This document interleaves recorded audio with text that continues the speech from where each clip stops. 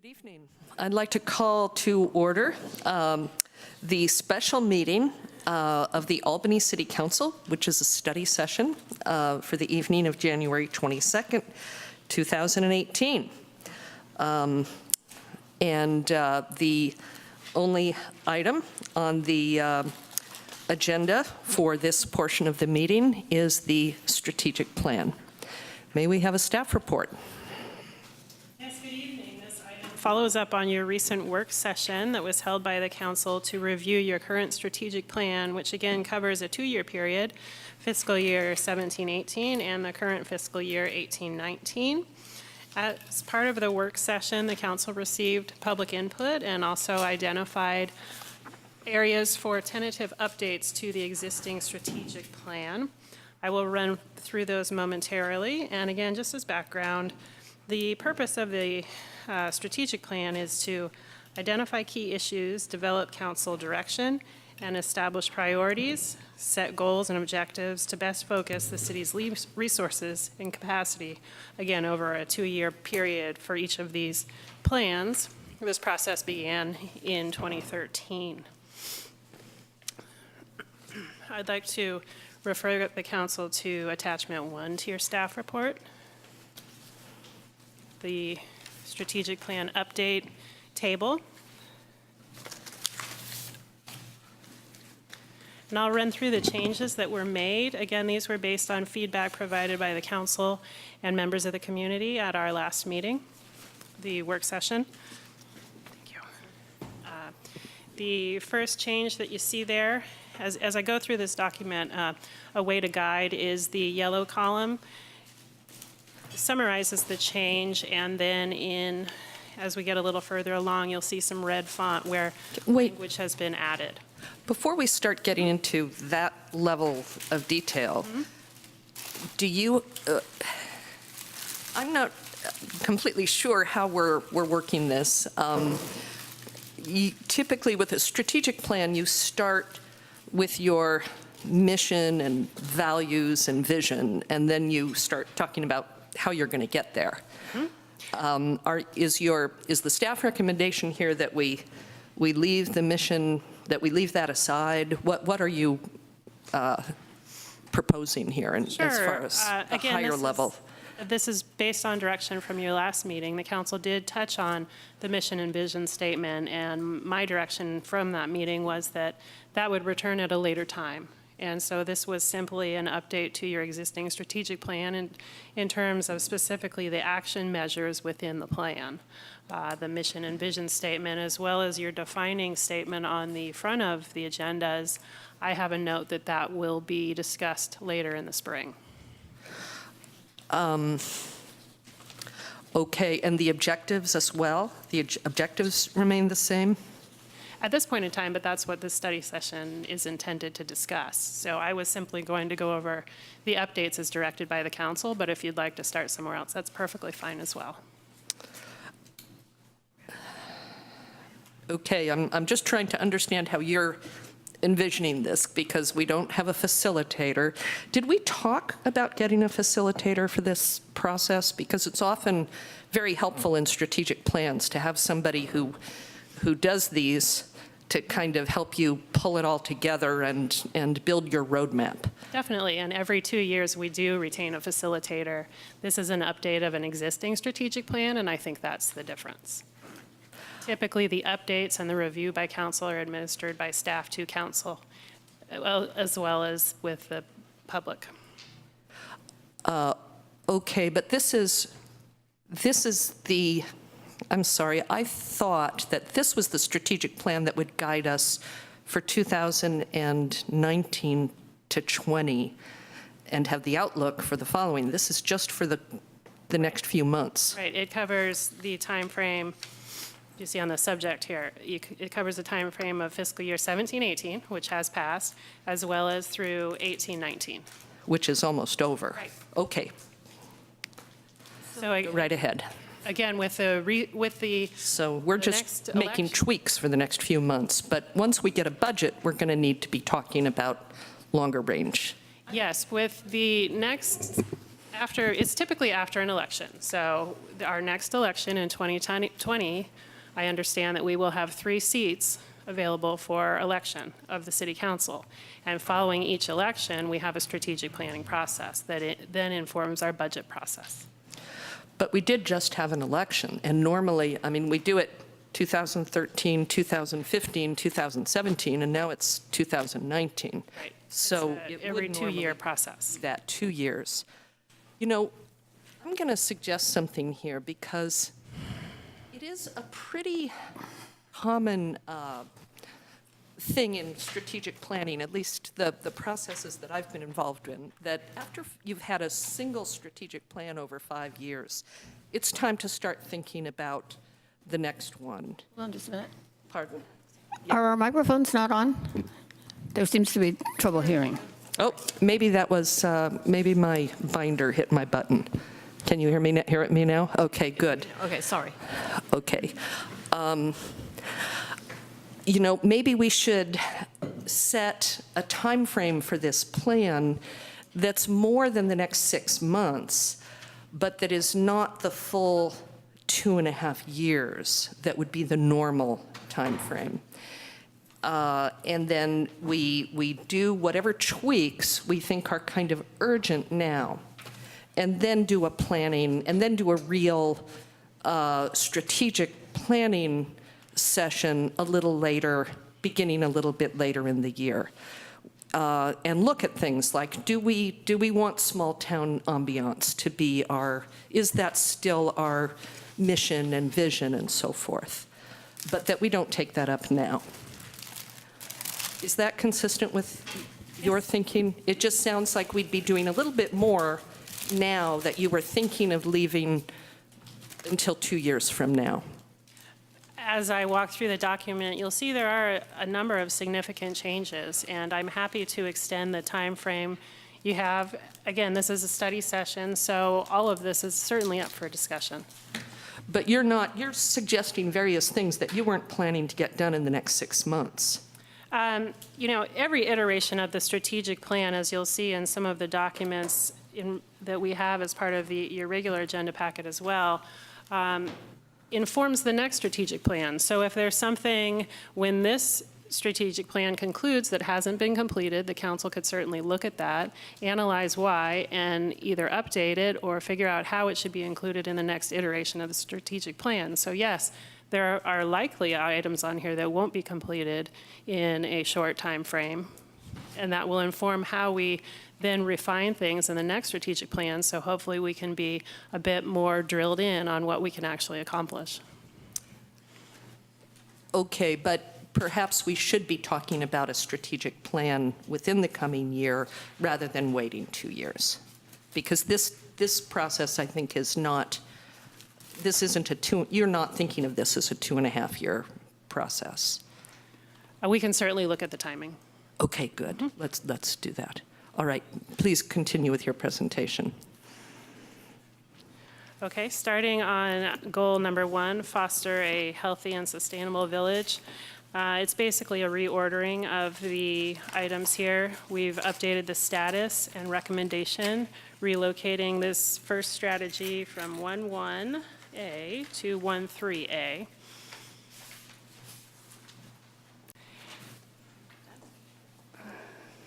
I'm just going to go off this. You go ahead and do that. Which is well, I'll get to as we get to 1.3A. In the climate action planning area, again, we've updated it and reordered it just for the timing sense. The task now under action is to develop a new climate action plan and mitigation adaptation plan, and that the implementation be presented to the council. Here you see that under action 2, annual implementation status report to the council. Item 1.2 is promote housing availability. You'll see in the strategy we've included the words affordable housing. You'll also see in Action 1 that we've addressed the continuation of work with SAHA to negotiate terms and development of an affordable housing project at Cleveland and Washington. In item 3, we've updated that to add some defining language in terms of study of height limits on San Pablo and Solano Avenues, as well as other relative matters within the housing element. Nicole, are we going to go through the entire document and then circle back to council comments and discuss items individually? Is that preference? Whatever your pleasure is. If you'd like to stop, if there's edits as we go through, that's certainly fine. What do you want to do? Let's How were you envisioning this when you guys, go all the way through, and then we can come back and make our edits. Sure. And I can speed it up here. I just didn't want to miss my opportunities. Moving along. Under develop a rent review ordinance, we've updated the action to monitor and evaluate with an update to council. you know, let me make a suggestion, if this works for you, which is, why don't you go through the accomplishments? Just stick with the accomplishments for now, and then we'll go back and talk about the new elements that you're proposing The accomplishments. of the strategic plan, of the existing strategic plan, the things that, the status of each of these elements. Let's focus on that. I'm happy to do that. We did that as part of the work session meeting, so I would hate to be repetitive. We took the update at our work session meeting, and that was informed by the council's direction on updates, which I'm presenting, and then the approach was to obtain additional feedback and hold a study session on anything that you would like to see updated. If you'd like me to go back through the status, I'm happy to do that. I don't think we need to review that. Well, we don't need to redo anything that we've already done, and we're not going to do anything high level, so we're only going with the low level items. So in that case, why don't we go one by one through the low level items, and people can ask questions and make comments as we go along. But we do need to work in our public comments. Right. And maybe that should actually come first, since people are going to have suggestions that they want to have worked in as we work through these specifics. Okay, then I will conclude my So- presentation at this point and simply note for the council and the members of the public that anything that you see included in red is an update based on feedback provided by the council at the work session. Okay, good. Do we have comment slips? Shouldn't council ask questions and comments first? Sure, we can. Okay, I mean, I think it just seems, Well, not comments, but questions, yes. okay, then I'll hold, because if I want to add something, it's a comment, not a question, right? Correct. Okay. Do you have questions? Any questions on this side? We'll have another chance to ask questions as we go through it, but we'll be doing them one item at a time. Because I think if we go through 14 pages, and then people are going to lose track of what they were going to be asking. Okay, then I do have a question then. Okay. On 1.1B, we did receive a suggestion regarding electrification of heating. And my question is that part of the strategic plan, or is it better served to be within the climate action plan? It would seem to me that that perhaps it's better in the CAP, or however we're going to call that, because here it's talking about developing a new CAP and providing updates. So it seems to me, but my question, keep this question, is where then does something like that go? Yeah, and I think, and we have that commentator with us tonight, I think that the notion was to accelerate it. But it may be something that need not be worked into the strategic plan, but could be part of the work plan for planning and zoning to make that an immediate action item. Did you?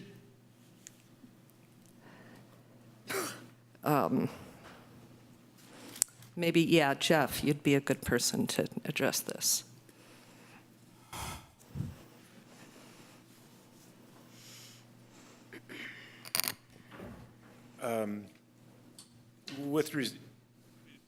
With respect to the issue of, or the policy decision whether to require electrification of certain appliances is a rather complex one, and there are a lot of dimensions to it, so it's probably doesn't fit well into this kind of a matrix.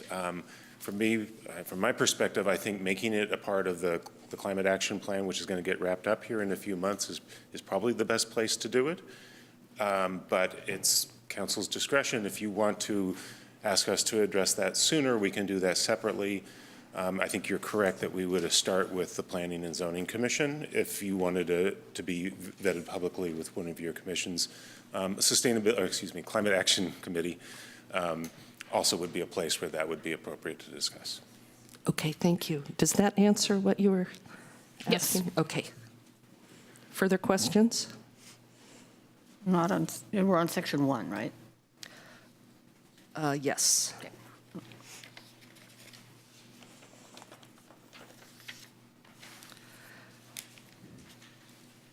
So are there public comments on the proposed strategic plan? I have speaker cards. Okay. Jim Beller, Susan Renault, Preston Jordan. First three.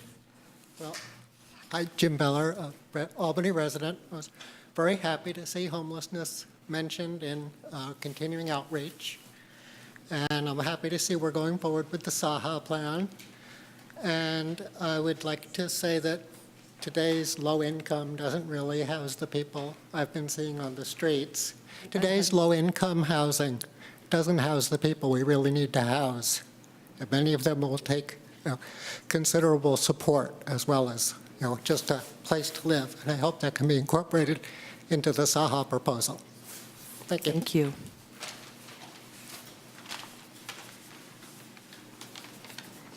Susan Renault. As a 22-year resident of Albany, I'm proud to be part of a community which actively addresses issues of climate change, inclusivity, campaign finance, and affordable housing, to name a few. The recent efforts in disaster preparedness assure me that there is a plan in place to take care of our hurt and displaced in crisis. My main criticism of the draft strategic plan is prioritization. In my volunteer roles at the Showers Program and at the Resource Desk, now Albany Cares, I've had the privilege to meet many Albany residents, some of whom are unhoused or on the verge of being unhoused. The cause may have been a divorce, health issues, loss of employment, drug dependence, domestic abuse, PTSD, or any combination of circumstances. If you live, shop, or work in Albany, you have noticed an increase in people sleeping on the streets or in vehicles. These are our neighbors, and they are in crisis. I'm suggesting that in Albany, people in crisis should be our priority. We have no low-income housing units. We have no shelters or transitional housing.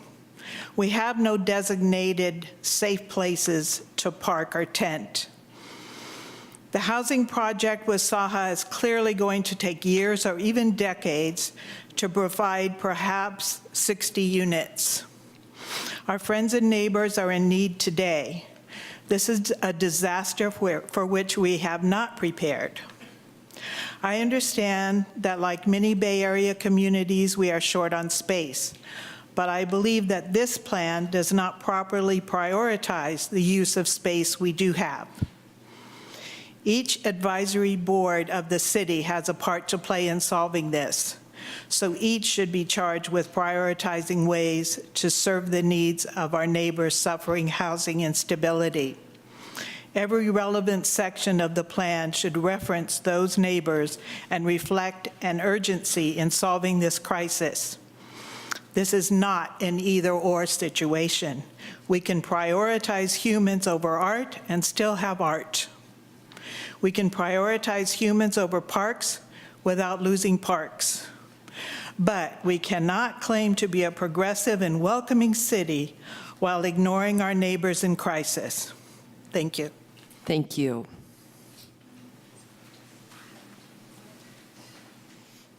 Good evening, Council. Preston Jordan, thank you to those of you who responded and all of you who read the many messages I sent over the weekend. I'm confused as to what's the criteria for inclusion in this plan or not. I mean, there's many items in here that are primarily the work of an advisory body, and then they come up to the council for approval. So that doesn't seem like a bright line criteria for what's included and what is not included. So I think that would be helpful to understand.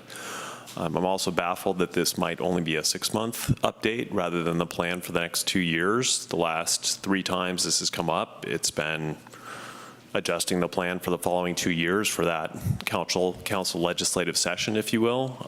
It seems like the council is spending quite a bit of time on this with all these work sessions, and so for this to only apply to the next 6 months, are you actually going to go through something more substantial 6 months from now? I don't know. I'm totally confused at this point. In terms of priorities, I sent 6 items to you, and I'll just discuss 2 of them here. Building electrification already came up. And the reason I think that's an immediate priority is because due to the fact that Albany has reduced, due to the grace of its voters and your action, the parking requirements in the R3 zone, there's a number of project developers who've come to planning and zoning with conceptual plans exploring what it is that planning and zoning might be willing to approve. They have not put in a permit application yet.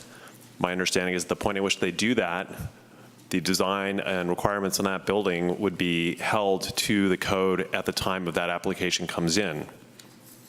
If those building applications come in while we still allow natural gas, we're going to lock in natural gas use in those buildings for decades and decades, which is going to be heading us in the wrong direction relative to our climate action and greenhouse pollution reduction goals.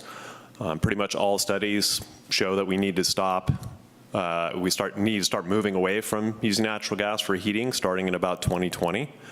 And so that's right around the corner. Again, if you don't take action, these new buildings that are now coming up could get locked in with natural gas.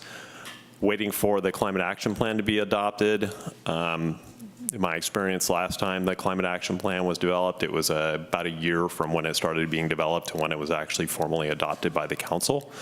And then, so if you wait for that and then subsequent to that, you do an electrification policy, it could be a year and a half from now, and all those buildings could already have permit applications in. The other item that I brought up that I believe is of immediate concern is to set a date certain for adopting a soft story seismic retrofit ordinance for multi-unit buildings. ABAG released a study last spring that indicated 1 out of 5 to 1 out of 4 residences in Albany would be made uninhabitable by a magnitude 7 Hayward fault earthquake. That is catastrophic for the city. That is far beyond any other risk that the city faces. So getting those buildings underway for fixing is critical. Thank you. Thank you. After Alan Maris would be David Danby, Julie, and Ed Field.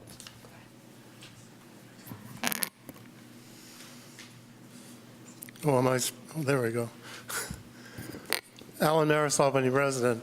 I'd like to thank you for putting a specific project in the housing section, and that's the Saha project that we're considering at Cleveland and Washington. Our mission statement says that we're a community serving the diverse needs of a diverse community, and we have a portion of our community which is growing. So and it's a part of diversity, and that's our low income and people who can no longer afford housing in Albany. I think the project that you've listed there goes a long way to trying to correct that need. And I would urge you to go as quickly as you can. I know the Saha has been you've been engaging with SAHA for about 6 months. At least you started in July, or we heard that you started in July. And I really feel strongly by now we should have some kind of a progress report for the public on the status of this project. And there's a lot of potential for really meeting the needs at that site. So I would appreciate hearing from the state about the status of the project as soon as possible. Thank you. Thank you.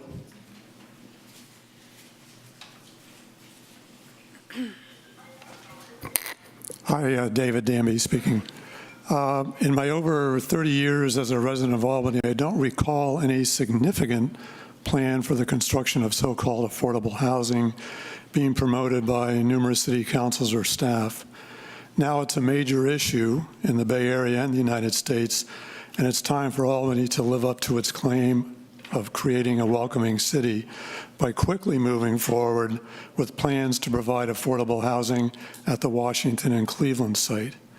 In addition, it's time for us to acknowledge those citizens in our neighborhood who are experiencing homelessness. When we state we welcome and value all of our diverse community members, regardless of where they're from, who they love, how they worship, how they look, their abilities, and how they vote, it is now time we add housing status to that list.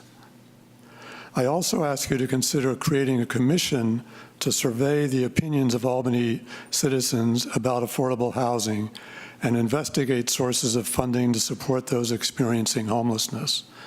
The commission could also consider regulations to control and tax or even prohibit Airbnb types of rentals in Albany and encourage more accessible dwelling units to be built and then rented to those experiencing homelessness, with rents being subsidized by government and nonprofit funds.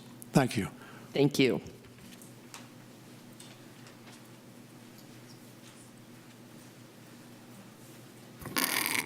I want to start by thanking you for at least putting this item in the 2.2 in the, no, 1.2, the affordable housing and working with SAHA. I'd also like to reiterate what David said about the short-term rentals. A lot of cities, I spent a lot of time looking at what other cities are doing. There are a lot of restrictions. Some cities say you can't rent for less than 30 days. You have to have a business license, you have to collect taxes, and you have to enforce both of those. Some cities are saying they have to be owner-occupied, so you can't buy a house, rent it out as Airbnb, and then live somewhere else. They're encouraging single rooms, but not other things. I think these short-term rentals take away from the potential for having truly affordable housing in Albany, and that's already sorely lacking, as people have already mentioned. I'd like you to see you address these short-term rentals as part of the larger picture of really committing to providing housing that is affordable for all people, including those who have little to no income. And as Susan mentioned, there are people living in Albany who are in crisis, and we need to address that. The other items in your strategic plan, 2.2, the commitment to reaching out to the community, I really want to address that. I'd like to see a commitment to put into your strategic plan to increase the racial, cultural, age, and economic diversity on city bodies such as commissions and the city council, as well as staff members and city departments like the police and the fire department. For example, the new police chief is a white man, just like the previous police chief, and there was no external search, as I've already mentioned to you, but I just want to bring it up again. That's a good way to get people that don't look like white men, is by doing an external search. In a city that claims to be committed to diversity and inclusion, Albany falls far short. As described in your strategic plan, there seems to be no effort to find creative and effective ways of increasing this diversity. I would also like to see a requirement that every commission include at least one student who's 19 years old or younger. I'd like to see a commitment to creating a more hospitable and welcoming environment at meetings held by the city, in particular these meetings, the city council meetings. Community members should feel encouraged and welcomed by council. We should be thanked for taking the time to actually come to a meeting and speak up. You could start the meeting by smiling, saying hello, and saying, we're so glad you're here because this is how a democracy works. We encourage you to not only come to our meetings, but to bring your friends. Make every effort to reach out to the community, not simply through the city website and through emails, but by literally reaching out, showing up, and talking to people in the community through churches, schools, businesses, clubs, the library, the community center, scout troops, wherever community members get together. You should be reaching out, letting them know that you need them to be here, or the city can't function as it should. Treat this as if you were running for office. Only what you're trying to do is get people to come to the meetings. The default shouldn't be a council chambers that is usually empty, and those of us who do come to speak frequently feel as if we're inconvenience you by being here. Thank you. Thank you. Good evening, Ed Fields. I would just add to what Julie said, referring to the folks out here as something other than the audience. You know, you come up with the word, the public, citizens, whatever, but we're not just the audience. I want to talk about small-town ambiance as it affects the strategic plan. So I realize we're not doing the mission statement right now. Ambiance is the character or atmosphere of a place. I would say it's the feeling you get when you're in a certain place. So we should focus on the place, not the feeling. San Francisco doesn't have small-town ambiance, nor does Paris, I think. Does Berkeley have small-town ambiance? How about El Cerrito? Should Albany? What kind of place do we want Albany to be? Why are we planning to add an additional step and more scrutiny before a chain store can locate on Solano Avenue? Small-town ambience doesn't have to mean no growth. Could we double the population of Albany and still have small-town ambiance?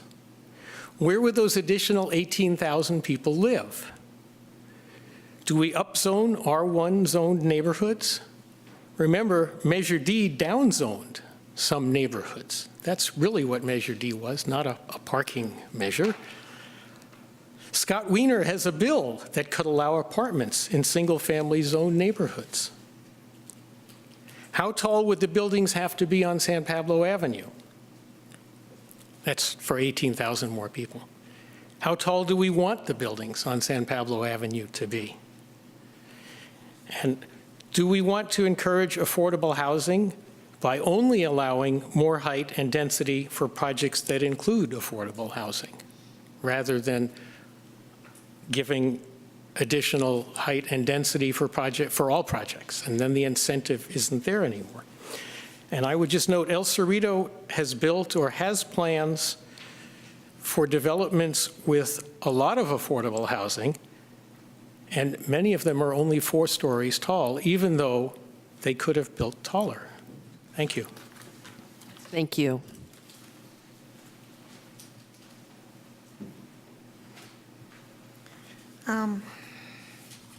All the words of my predecessors are just fabulous. I want to support what they said. For those of you who do not know, I am homeless and have been such for 3.5 years. This week, my car broke down. I live in my car. It broke down.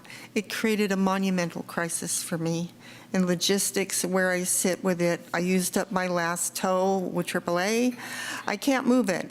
I am in crisis. I am a homeless person, Phi Beta Kappa from UC Berkeley, and I'm starting graduate school on Thursday, and I don't know how I'm going to proceed with this crisis in front of me. The point is that there are many homeless people whose lives day-to-day, 24/7, 365, are in major emotional, physical, financial crisis. And I want to encourage and support this body to move as quickly as possible to resolve the homeless issue, the housing issue in our community. Many people like myself contribute. We're educated. I know many homeless people with fancy degrees from Oxford and Stanford and Berkeley, and they contribute. We're not just drug-crazed people out there on the railroad tracks. We want to support the contributions of homeless people because their lives matter. And I want to support and encourage you to please get on with it, with this thing with SAHA, with this this development and others that could include all of us. And this town wants to promote inclusion in a diverse community, and we are part of that community. The whole community is in crisis because we are in crisis, and that pulls down the community. I want that we could look forward to a town that supports every member of this town, people who don't have a house or people who do. It's amazing to me that when a big crisis happens, an earthquake or a flood or a fire, and it damages homes that people live in, there's some support for them, but there isn't support for the homeless people that live in that community too. We are a town, we're professing to be a town of inclusion and diversity. I just happen to be homeless because I'm poor and I'm disabled, and I have a lot of things that happened in my life that contributed to that. That's not my fault. We are not people to be shunted away. I want to support this, please. Move forward as quickly as we can. If you can rearrange some codes or whatever it is you need to do. I think that Paradise and Santa Rosa have been working hard to reduce those code barriers so we can get on with it. But thank you very much for putting this on your agenda tonight. Thank you. Thank you.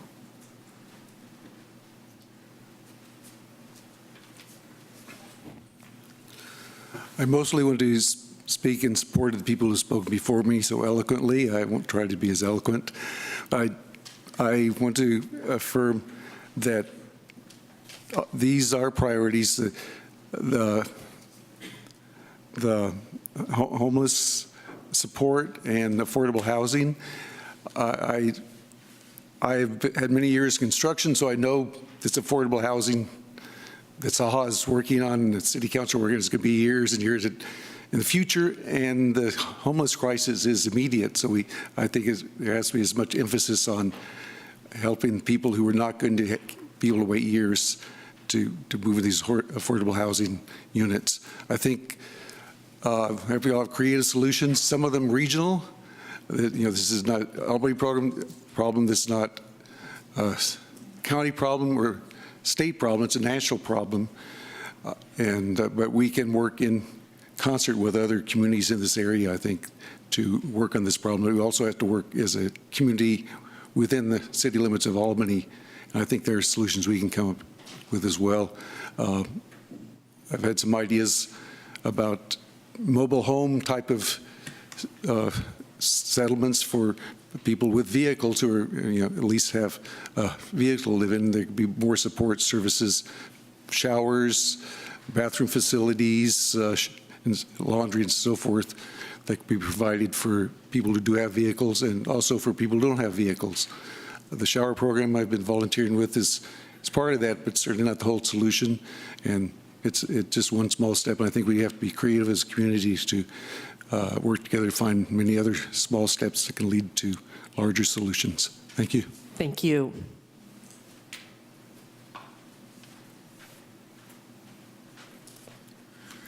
Good evening, Mayor and Council. Brian Parsley, Albany resident. Just clarification, is this discussing just item section 1 or the entire? Any item within the strategic plan that you Wow. Okay. I think as some of the previous speakers stated, an update on the course of the Saha negotiations would be great. The engaging our diverse community, that is a very difficult one. I think communication is probably the key in that. If we want to look at advisory bodies and how do we reach out, I think actually the council did a very good job this year of reaching out. But the fact remains that the reality is the school district is always going to pull away more people than the city is going to be able to. There's site council, there's PTSA. I mean, there's there's other things that people and the members of the community are going to do other than come serve on an advisory body. I think it's difficult. I think it can be done, but I think the key is communication. I think that there are certain, it's a two-way street. I mean, you have to, as a community member, you have to want to be involved. And I think it's easy to say that the council isn't doing a very good job or the city isn't doing a very good job, but it's a two-way street. I think there's improvement needed on both ends, on the community's end and on the city and the council's end. And I think the key is finding how we can do that together, because that's the only way it's going to work. Thank you. Thank you. Other comments? Does anyone want to speak up? Okay, then we're going to bring it back to the council. Let me ask the council for your perspective on this issue of 6 months versus 2 years and 6 months.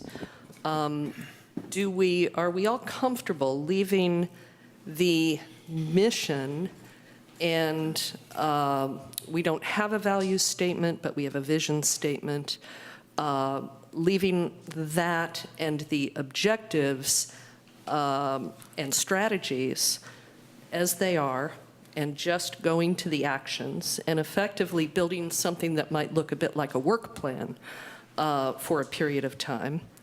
Or is there a desire to take up issues like the mission, the city's mission, in a shorter period of time?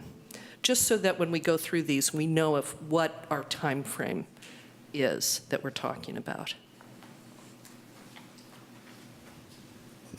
Well, I can't honestly remember if we've taken this up every year in the early part of the year and then it took effect in July 1st, or if we assumed that after we discussed it and made the changes that it took effect almost immediately. I think more like the latter. But I'm okay with whichever timeline.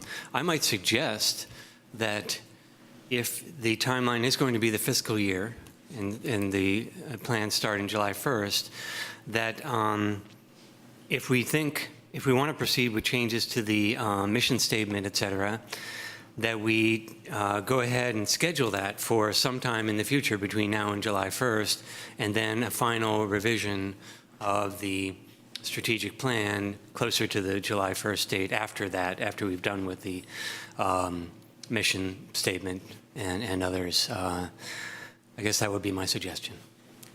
That makes sense to me. It might mean some reorganization of our work.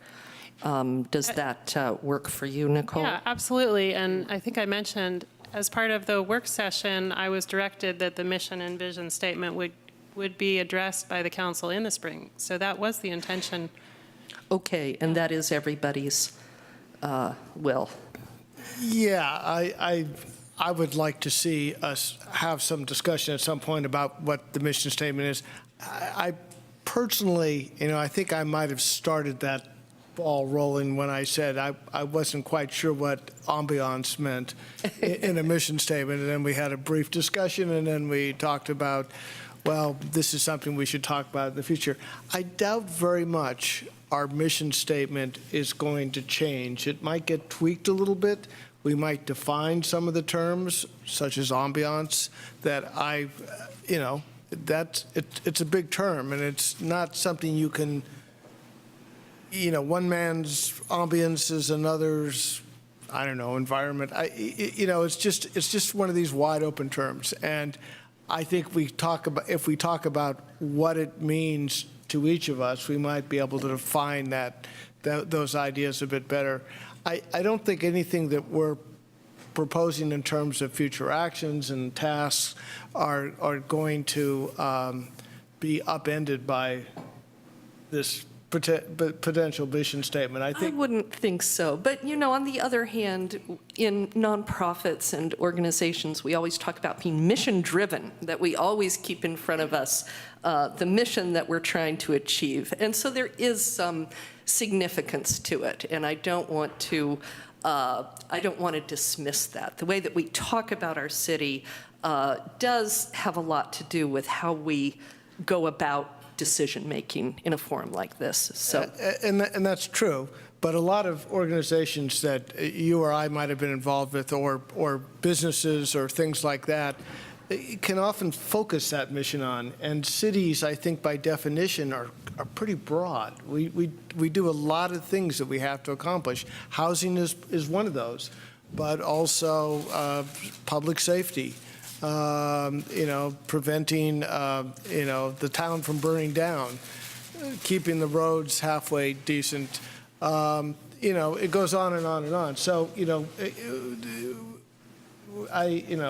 it's a little hard to define. I agree with that. And a lot of those basic things are like putting on your own mask first, that there's just a lot that we have to do as a city.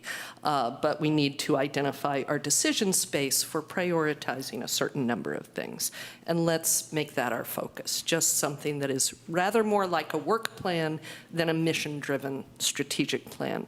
And we'll come back and see if we can tie those elements back together towards the end.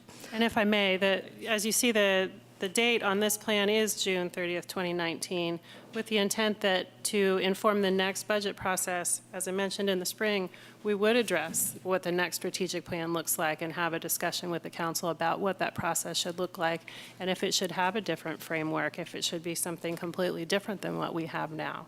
And so that is definitely intended. As I dove in, perhaps prematurely, simply what I'm presenting is the updates that have been provided by the council and the community at the work session for this strategic plan before us.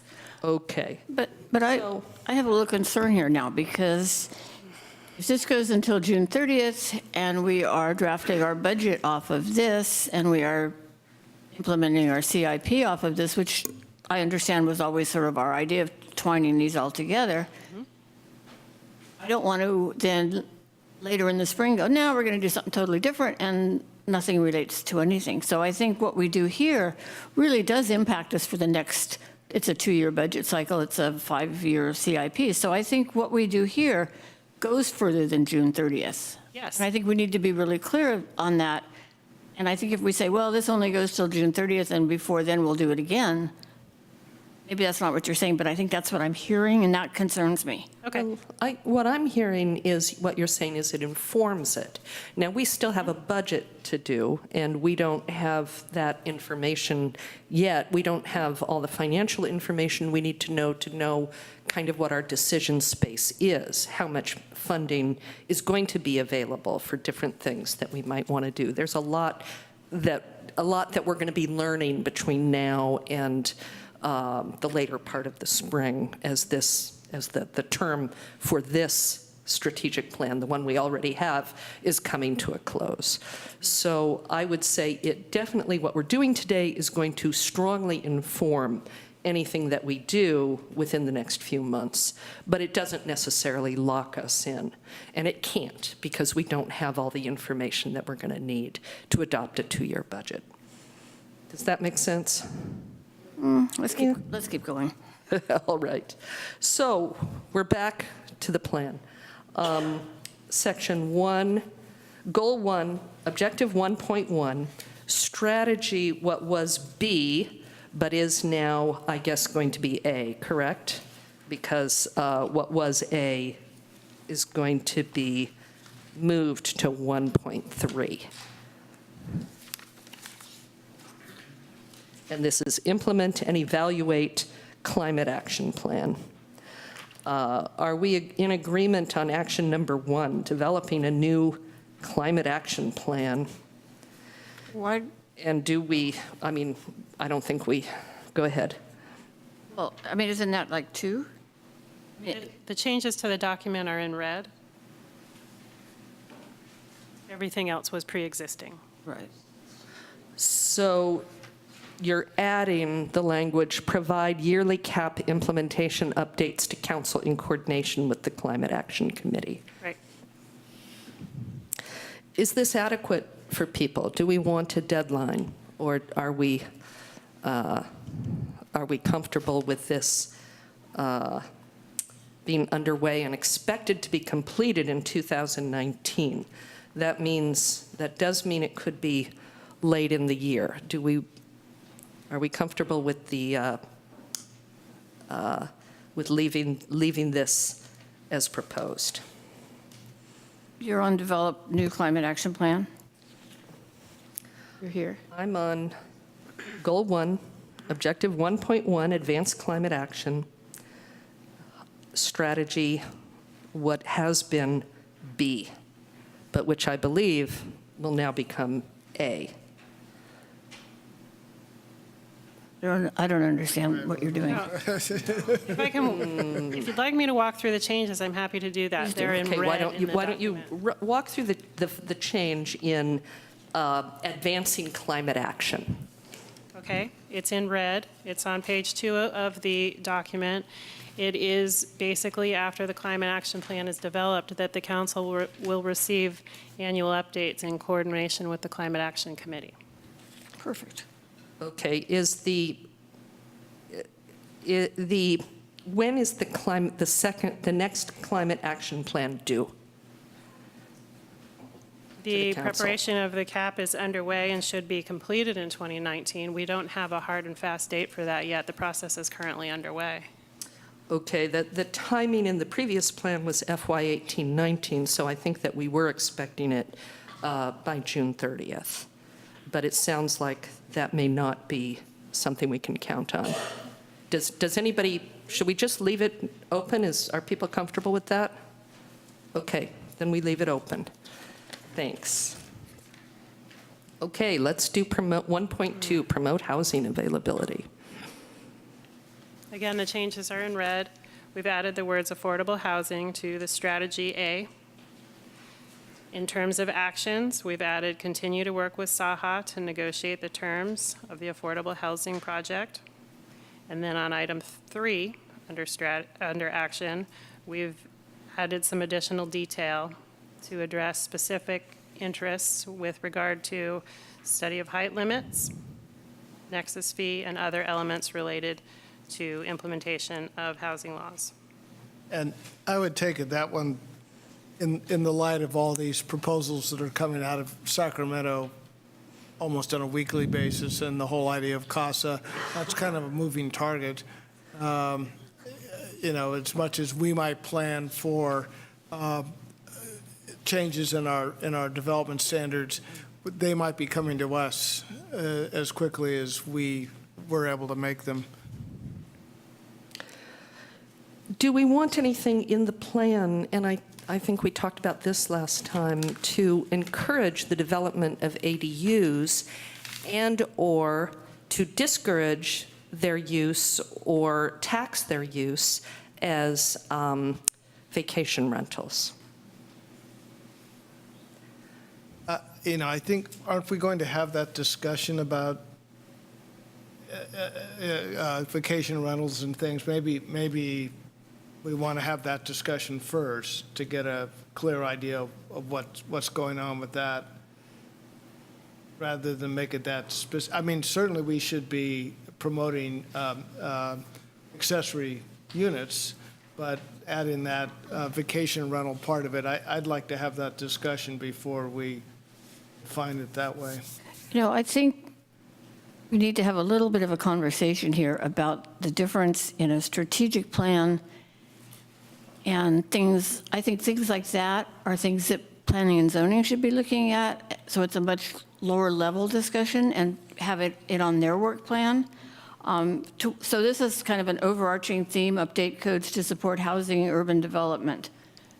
So we're trying to support, I understand from that, is more housing. And then the real detail of ADUs or those things go through planning and zoning. And I think otherwise we're going to end up with a strategic plan that has a million things in it And I think we need the committees to be doing some of this work. But we do go to the detail of investigating floor area ratio regulations, height limits on specific business streets and so forth. I'm just wondering if we should do anything more to heighten and spotlight the need to promote accessory dwelling units, or just leave that to planning and zoning. Councilman Pilch, do you have any comments? Yeah, so I think that in general, I would agree with the Vice Mayor about this being more of a high-level document and not getting down to the details of things like floor area ratios. I think that is actually, et cetera. But I don't think we need to spend a lot of time necessarily niggling about the existing language. If we think ADUs was addressed once by the planning and zoning, certainly they could address it again. I would be in favor of actually changing that added language to less emphasize state housing laws and more emphasize whatever incentives we can give to developers or regulations we can give to developers to develop affordable units or develop housing. I would like kind of a high-level emphasis on doing the appropriate things, doing whatever we can. I'm not sure how to, I can't wordsmith that there, but, and if you want to add ADUs specifically, I think that's fine, although I don't think that's going to particularly add a lot of housing stock in Albany compared to other things. It is part of it's kind of a high-level piece of this, talks about senior secondary units, affordable housing. Maybe that's all. What if we took this number 3 and just made it high level and said update codes to support housing and urban development, and leave out the floor area ratio regulations and so forth? We leave that to the Planning and Zoning Commission work plan. And when we look at the Planning and Zoning Commission work plan, we can look at whether there's anything we want them to do to incentivize the construction of accessory dwelling units. Yeah, I would agree with that, but just as long as it's clear that they have that broader mandate to look at everything as a,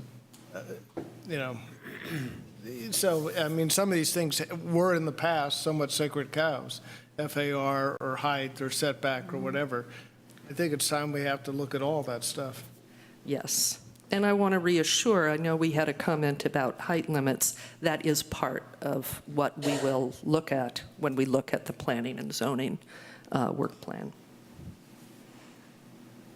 Could we include the word update codes to support increased housing? Yeah. Sure. How about increased housing and shelter? There may be opportunities to offer shelter in Albany, and we don't want to neglect that. Does that work for the staff? Sure. Doing it that way? Okay. All right, now 1.3A will now be, okay, I see how you did that, but that's, so when you move things, that's not in, those changes are not in red, it's just the additional language. Right. The only changes are the things that the council directed as part of the last meeting, and they're in red. Okay. So are we updated the status. But I think the confusion here is this is on here twice, which I didn't really realize until right now. Implement active transportation plan is 1.3, but it's also 1.1. That's what I was confusing you about It's before. relocated. That's all we're doing. We're striking it from 1.1A and moving it here to 1.3A. Yeah. So it won't be duplicated. Took me an hour, but I got it. So the issue, a request for construction bids, is something we're doing tonight. Not, well, It's yeah, on it consent. is one project, a paving project, as part of your regular agenda item. but then we'll be done. Is there more that we want to, perhaps there is more that we want to insert here, and I'm going to suggest that this be something we come back to as part of that spring effort, is figure out what are our next steps on implementing active transportation. And we keep securing grant funding. Does that make sense? Mm-hmm. Okay.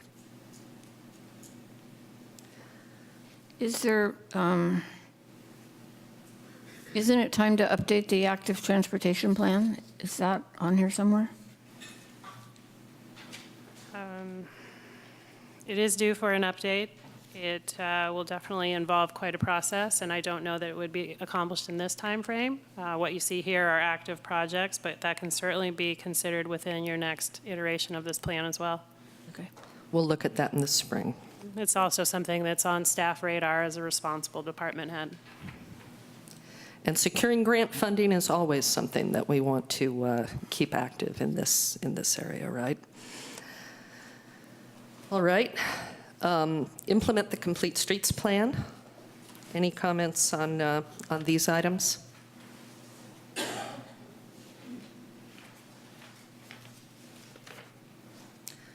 All right. And then it appears that we'll be implementing the sidewalk policy because it's complete.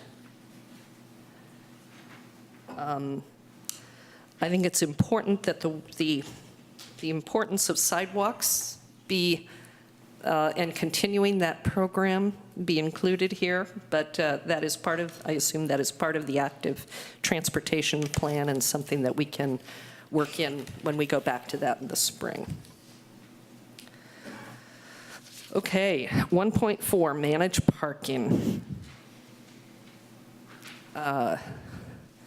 We talked, I think this was yours, Pete. Yeah, I brought it up at our last discussion about this, basically because, for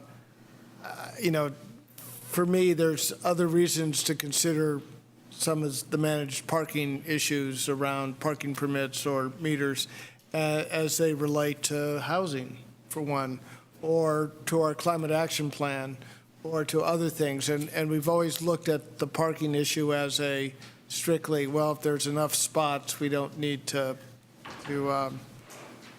manage it. But I think there's other arguments to why we might want to do that. So I'm not sure when this study session might happen, but I think it's a good idea. It was included in there based on the comments provided by council. My thinking on this was it gives you a starting point to sort out what programs may be of interest so that we could focus our resources on how to research those and present information back. But first having a discussion about what the interests may be to help define how we work through bringing you more information on any of those program opportunities. Mm-hmm. Would the whole subject of managing parking maybe be another thing that belongs in the Transportation Commission's work plan? Mm-hmm. That because they have a lot of priorities too, this would be one of them. And I think that we need to look at what they're going to have on their plate and whether a study, they'd be the logical entity to do the first study session. That's true, but there's other, the point I'm trying to make is there's other aspects to this whole parking thing which I think relate to housing, relate to our climate action plan, other development standards. And, it's subtle, but I'm not sure the Transportation Commission, kind of looks at it through this one set of glasses, and perhaps it's only council that can kind of look at the broader scope of it. And kind of weave them together.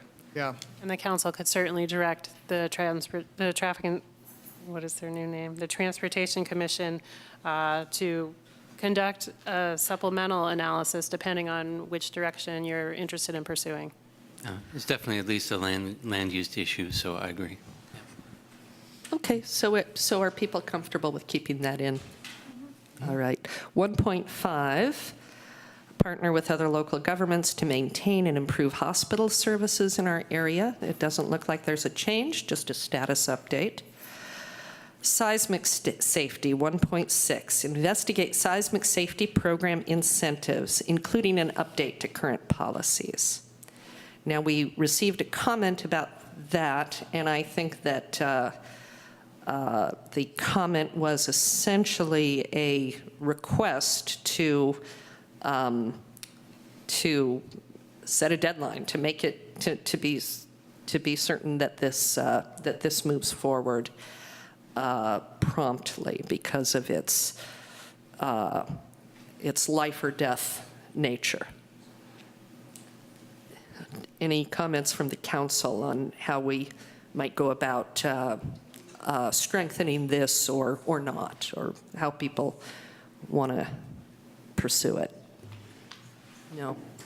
Anything? I think it's a good idea to pursue some kind of soft story ordinance on multifamily. I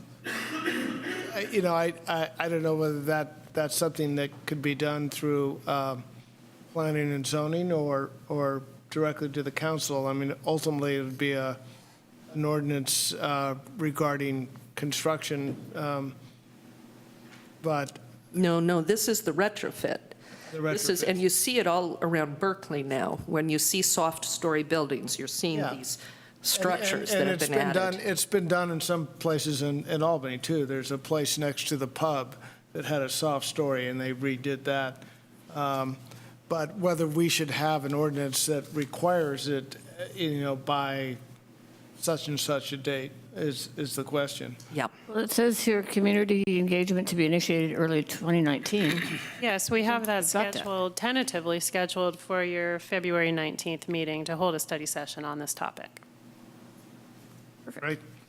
Okay, so are people satisfied that it's strong enough? Yeah. Councilman Pilch, you're looking thoughtful. I think so.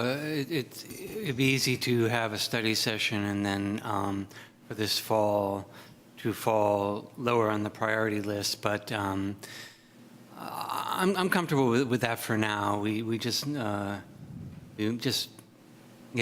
hate to put a deadline on staff that staff can't meet. I do agree with the urgency of it, but looks like I'm comfortable with it for now because there is action already planned to move forward. So yeah, I'm okay. Okay. All right. 1.8, prioritize, 1.7, prohibit the sale of flavored tobacco products. Everyone's okay with leaving that in there as it is. 1.8, prioritize improvements to public infrastructure, including streets and street lighting. I have a suggestion about this, that I would like to make this the first. I'd like to change it from being 1.8 to being 1.1. Because now I'm confused about my numbering. Wait a minute. Okay. Oh, not one. Yes. Wait, that would put it ahead of promoting housing availability. How about making this 1.4 after active transportation and safety? Because it's very closely related to those. It is a very high priority. And although some of these other things are very important and high priorities, I think this is the one that we're hearing loud and clear. Our pavement is now among the worst in the Bay Area, and our lighting is really of deep concern. So I'd like to move this up. And apart from that, I think it's been well worded, and I'm comfortable with it. Okay. Do others feel the same? Okay, so let's make that 1.4. 1.9, consider adding historical element in design guidelines. And this is a planning and zoning issue. I like having it in the strategic plan because we have had a few things of concern happen, and making it a priority makes sense. Does that work for everyone? Consider implementing social host laws, including vehicles. Is this has this been vetted through the police department? Is this something we need? I thought that California had gotten pretty tough on social host issues in recent years. Do we need it? Well, I brought it here. I haven't had a lot of conversation with the chief, but I've had a little bit. I think it's worth looking into and deciding if we want to pursue it on our level. A lot of cities are implementing their own laws, so I think it's worth Could you evaluating. define social host? Is this like the vacation rentals or? No, it's if you you go out of town or you go out for the evening and your underage child has a party, and you are responsible. Oh, I know about that. Pete is in charge. Well, there's a lot of cities. I think that Berkeley has probably had a social host ordinance for 20 years. There was a time when the state law was not as strict, and so cities were adopting their own laws. But I think that they're pretty strict now. But if it's like parking management, if we want to do a study session, if there's a strong appetite for that, I certainly have no objection. You? Okay. Update dated ordinances, bingo and sign ordinance. I have a whole list of these somewhere of ordinances that we need to overhaul. Is that a priority from the staff perspective? Do these issues come up often enough to, or should they be part of sort of a master update at some point of the entire code? The code is certainly dated in various sections and does require updating as we can prioritize those, and some have more gravity than others. These were both raised by Vice Mayor McQuaid. Would you be comfortable with just leaving it more general, just saying, review, comprehensively review ordinances and identify the most urgent for updates? Sure. Okay. May I suggest that since time is zipping by here, and we're only on number 1 of 6, I think, that we only look at the ones with the red? Good idea. Well, okay, if you don't want to, then let's charge ahead quickly. I think we can just go through them quickly. It's not, all right, connect with and engage the community. That all looks fine to me. Does anybody want to make any changes there? Hosting a youth summit, I think that could be a lot of work. I don't think that there's anything wrong with a council member wanting to host something, but I'm really reluctant to put the staff to work on this. It just does not seem like enough of a priority. But if others feel differently, I'm fine with it. Well, I put it on because when we did our outreach to get people onto the advisory bodies, we did get some youth, I wouldn't say a sizable amount, but we did get some youth that had some interesting ideas. And I thought, well, we're certainly not going to be able to seat them all, but let's engage them while we sort of have an interested group of people that are wanting to be part of the city and have things to tell us. My goal was that, as vice mayor, that I would sort of take this on, with backup from staff, but I think that we can do it with a minimal amount of staff, but we certainly can remove it from here. And here's an idea. I know that this is something Pete is very interested in as well. What if the two of you were kind of a subcommittee and put this on? Yeah, I'd be happy to. You? Yeah, and I think we could work with some existing organizations like Youth in Government that might be. I just don't I've already want talked to them. to make it a staff work issue. Okay, we're dropping the policy of including evaluation of options for low-income exemptions. Now, we did get a comment on that to try to add to our scorecard, actually tracking the number of the percentages of people who claim this exemption. That seems like a perfectly reasonable idea. I don't think it needs to be in this document, though. Are we in agreement on that? Okay. As long as we're in agreement that we direct staff to do so. Well, wait, I think we need to think about that. I'm fine with taking it out of here, but I would assign it to an advisory body. And I think perhaps SEJC could come up with, they're interested in a survey, perhaps they can weave all of this together. I want to be careful we don't say, well, staff can do that. What exactly is the ask? I think that the ask is to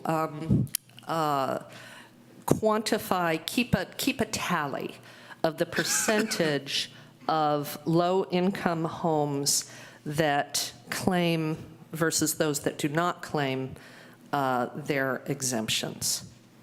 Are we already doing it? I think it's rather part of just how we communicate with the community and making sure people are getting the message that there are such things. And I know we've sent out postcards, but sort of thinking broader term of how we can look at all of the communication. But I think the point, though, was to be sort of specific about quantifying it, to be sure we keep an eye on it.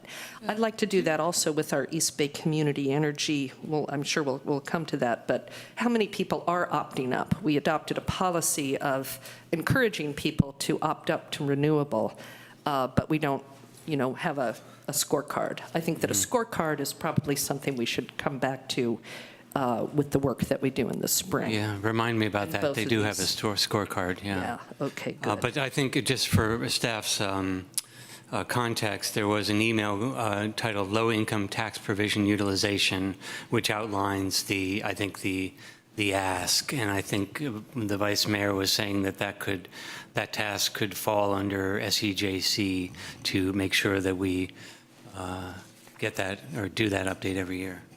And that's why I'm asking for the clarification, because counting the number of people subscribing to the program is extremely different than setting a threshold of what percentage you want to have subscribed and having some sort of obligation to get to that number.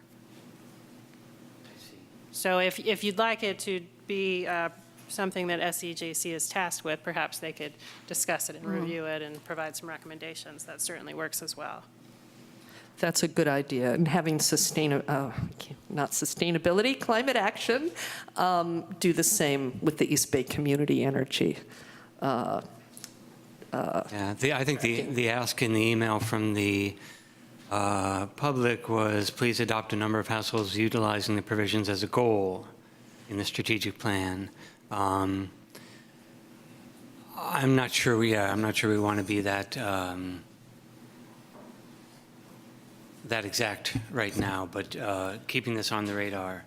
Right, but we're taking it out of this document. We're coming back to it in the context of developing a kind of scorecard for measurements of success when we look at that in the spring. And in the meantime, we would ask SEJC on this measure, and we would ask the Climate Action Committee on the EBCE measure what they would consider success under the circumstances. Is that kind of the way? I'm lost in some of the details, but I think staff probably has the idea of the direction. Okay, but we're striking this language in gray, I believe. Sorry, which language? Oh, that's because that was the B, number B, that's because that's the policy was adopted. That's why we're striking the gray, yeah. And I just keep them on there in gray so you can see that there have been things accomplished. So they hang on.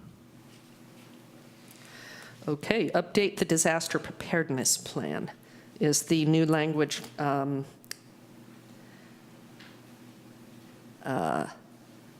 Is everyone comfortable with the proposed new language?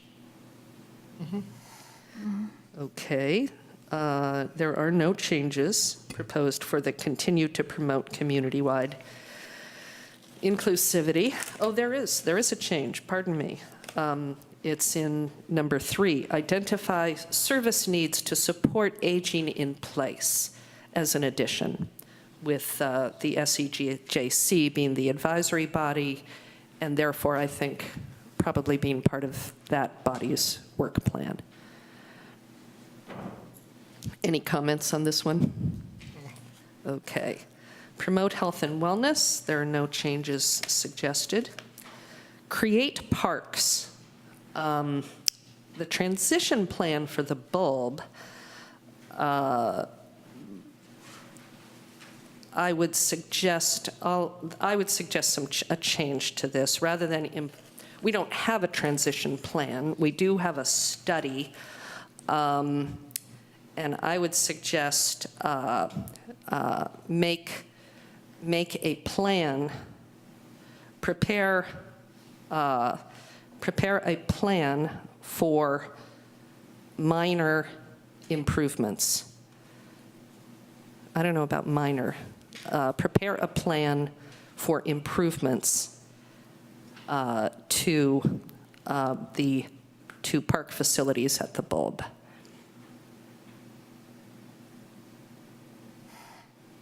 This is in addition to number 2, complete improvements? Or well,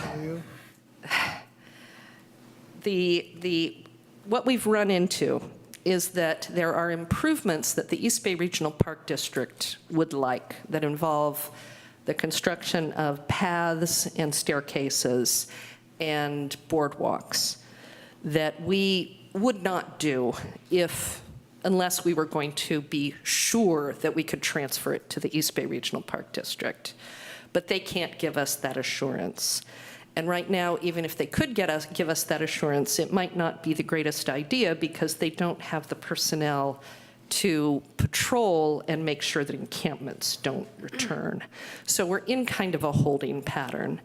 But we did set aside funding, which could be used to make improvements that we all know we want out there and that are consistent with the East Bay Regional Park District's desires. But they are not necessarily the improvements that the East Bay Regional Park District wanted us to do. So we would leave this pretty general. We don't want to be building boardwalks and things that we don't want and may have to maintain. Well, can I suggest we can bring this back as a tweak too if we're not that happy now because of our quarterly updates that we're going to get about this project. Okay. We will be hearing about this soon, right? All right, very good. They meet with us. This one, why don't we strike that, and we will do a new, or just leave it. Let's just leave it, and we'll come back to it as we finalize for the following 2 years in the spring. Leave it with the addition you just mentioned, or leave that addition out? I would suggest we make the change that I suggested if nobody has any objections. Could you repeat your change? Rather than implement transition plan for bulb to East Shore Parks, it would become implement improvements to the bulb and leave it at that. And we will come back to what exactly those improvements will be.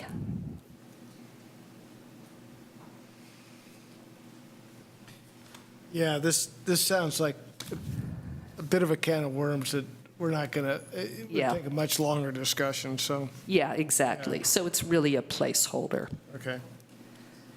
And I would take out 2 and 3. Those are both essentially overtaken by events. All right. Peggy Thompson Pierce Street Park. Conduct analysis for turf and grass field and opportunities for enhanced landscaping. I think does anyone have any issues with that?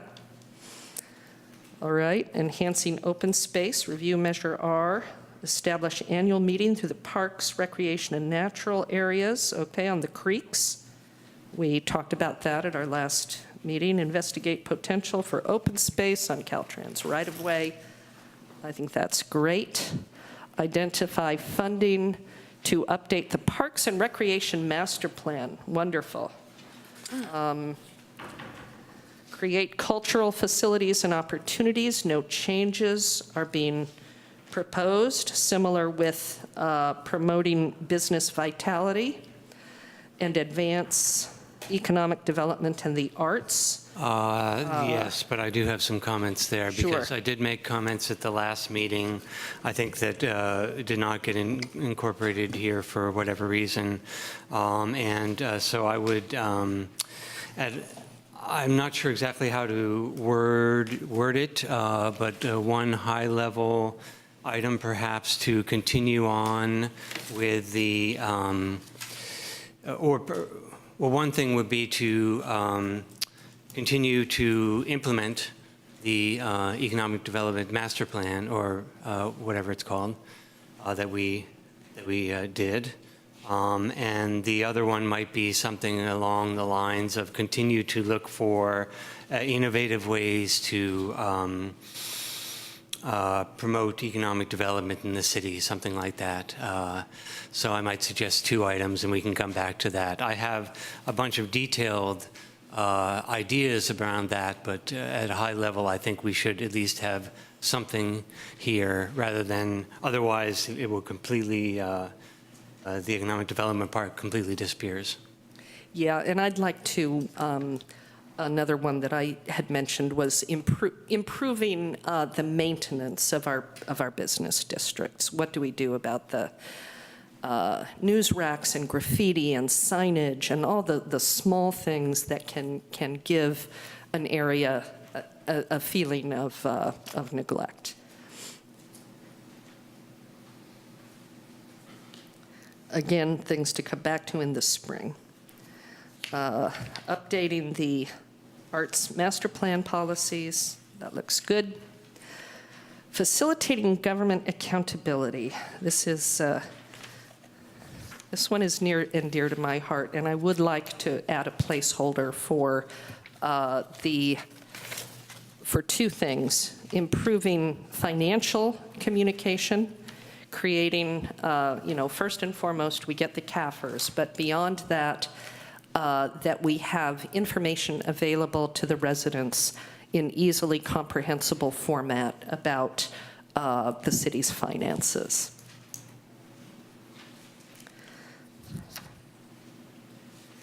And then develop appropriate staffing. We do need to talk about, that was my other, I said 2, and that it really falls under this, which is the transition plan for the treasurer. It's administer transition of treasurer duties to finance department and establish financial advisory committee. I think that probably covers that. Appropriate marijuana. Before you go any further, on 5.3, well, I wrote down D1, but I'm not sure. There was a comment about increasing our collection of business licenses on the rental properties. It seems like that's getting picked up a little bit now with all of the information that's going out to the property owners, but we might want to add that somewhere in here, and I thought I had a place for it. I would see that. I'm sorry. It's further down. I'm sorry. I would see that as being part of the Budget and Finance Committee work plan, making sure that all of the fees that are due to the city are in fact collected. And that would be part of the transition from the city treasurer to the finance. I think I tucked it in at 5.3 D1, where it talks about updates to UUT, transfer tax, so on and so on and so on, tucking it into there. Yeah. And what was the wording? Emphasis on collecting business licenses on all businesses, including rental properties. I think you could probably make it a little more succinct. Okay.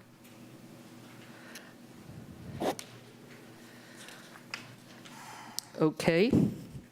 And I'm going to skip for a moment to 5.5, long-range budgeting, because that was another that was near and dear to my heart, and I like that very much. If nobody has any objection. And then 5.4, it looks like there is an appetite to make campaign finance limits mandatory. And I'm going to suggest that we put that over to the spring. Is this one of your suggestions, or no? I think that might have been my suggestion. Was that Not your sure. suggestion? Okay, are you comfortable with putting that over to the spring? Leaving it as is in the staff report and re-reviewing it in the spring, you mean? Yeah, I don't want to, I don't want our strategic plan to indicate we have made a decision even tentatively to do this. Well, it says consider. It says Language is consider. What I'm looking at is implement. 5.4, implement campaign finance limits for city elections. Yes, and it says, well, okay, I see that, but under A And the next is one, it says consider mandatory campaign finance limits. Well, even if we left that, it would certainly be a council discussion at some point. So I'm willing to consider it, but I just don't want it to look like we've made any kind of decision. I don't think so. Okay, then let's, instead of implement, because we have implemented campaign finance limits, they're just voluntary. How about if we change implement to revisit campaign finance limits for city elections? Okay. And I think that we are done. Okay, time to start the meeting. Wow. Okay, but maybe we could have a 5-minute break, Mayor, for... Yes, we will take a 5-minute break. Thank you. And we can start the meeting at 35 minutes after the hour. Hey, thanks. There's another one that's supposed to be coming. This one is more bio. Okay.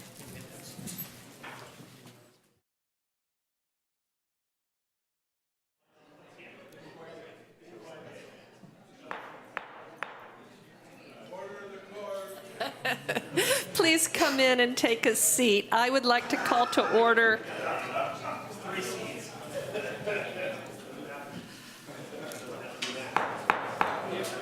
I'd like to call to order the regular Albany City Council meeting of January 22nd, 2018. Please join me in the Pledge of Allegiance. I pledge allegiance to the flag of the United States of America and to the republic for which it stands, one nation, indivisible, with liberty and justice for all.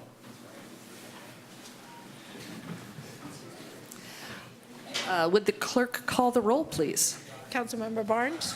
I'm sorry, he's absent. He's excused. He's excused. Councilmember Moss? Here. Councilmember Pilch? Present. Vice Mayor McQuay? Here. Mayor Nason? Here. I am too. All right. Tonight we have no ceremonial matters, nor have we had any closed session. We had a work session, but nothing closed, so there is nothing to report. The consent calendar is next. Consent calendar items are considered to be routine by the City Council and will be enacted by one motion. By approval of the consent calendar, the staff recommendations will be adopted unless otherwise modified by the City Council. There will be no separate discussion on these items unless a council member or a member of the audience requests removal of the items from the consent calendar. Does any council member wish to pull an item? 5, 6, and 510. Any others? Okay. I'd also like to pull item 513, please. 5, 6, 5, 10, and 513. Then let's go with item 5, 6. Can we have a staff report, please? Actually, I have a relatively brief question. Perhaps I could just ask my question and save a little time. Sure. You know, and I think we mentioned this before, that we get a lot of comments about the condition of our pavement. And I'm just kind of wondering the best way for us to communicate to our community members what we're doing with paving over coming years, months, years, and how we could convey to them, like, the schedule. So, what we sort of hear is, you don't do anything, and I drive around town and you're paving every street that I want to drive on. So, how do we best communicate that?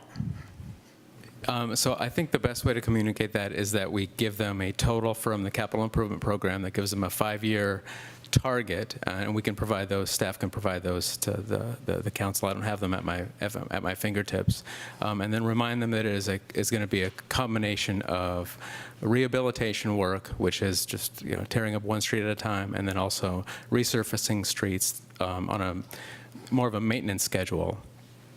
So I think both of those together give people assurance that over a 5 and a 10-year period, we have a plan to take it from, say, the bottom third into the maybe middle third or top of the PCI scale for the county. Great, thank you. I have a question. The staff report says that our PCI condition for 2017 was 54, and the 3-year. Our last 3-year rolling average was 59, I think. So we are going to see, I'm concerned we're going to see the PCI drop further.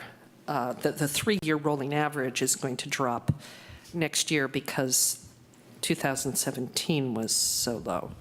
So there's a couple things that are going to be happening. This year we're going to be doing another PTAP report, so we're going to be going out and actually doing field measurements to more precisely measure the conditions, the exact conditions. And then second, some of the streets that we're doing now have not been identified in that condition assessment yet. So we have parts of Evelyn Avenue, which we've improved, and then parts of the streets that actually East Bay Mud is resurfacing because of their pipeline work are actually going to gain some of the indications back for us. So I share your concern that it could dip further, but we do have, again, a 5 and 10-year plan to reinvest in the streets. So I think we'll see that rolling average moving up rather than perhaps flat for a while, but moving up in the future. Okay, and a related concern, of course, is the lighting. I know that we have a study in the capital improvement plan, but I don't think we have the implementation of the recommendations, and that could be another burden on our capital budget that we need to anticipate, right?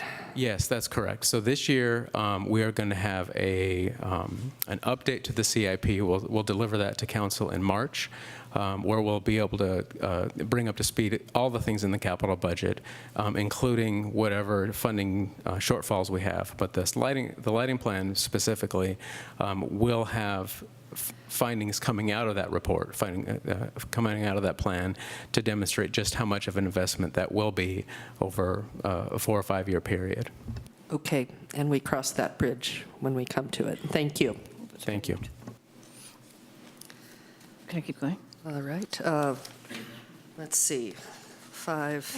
I have a public comment on 5-6. Oh, a comment on 5-6. Okay, let's have that. Thank you, council. Thank you, staff, for putting together the pavement management and striping and signage project.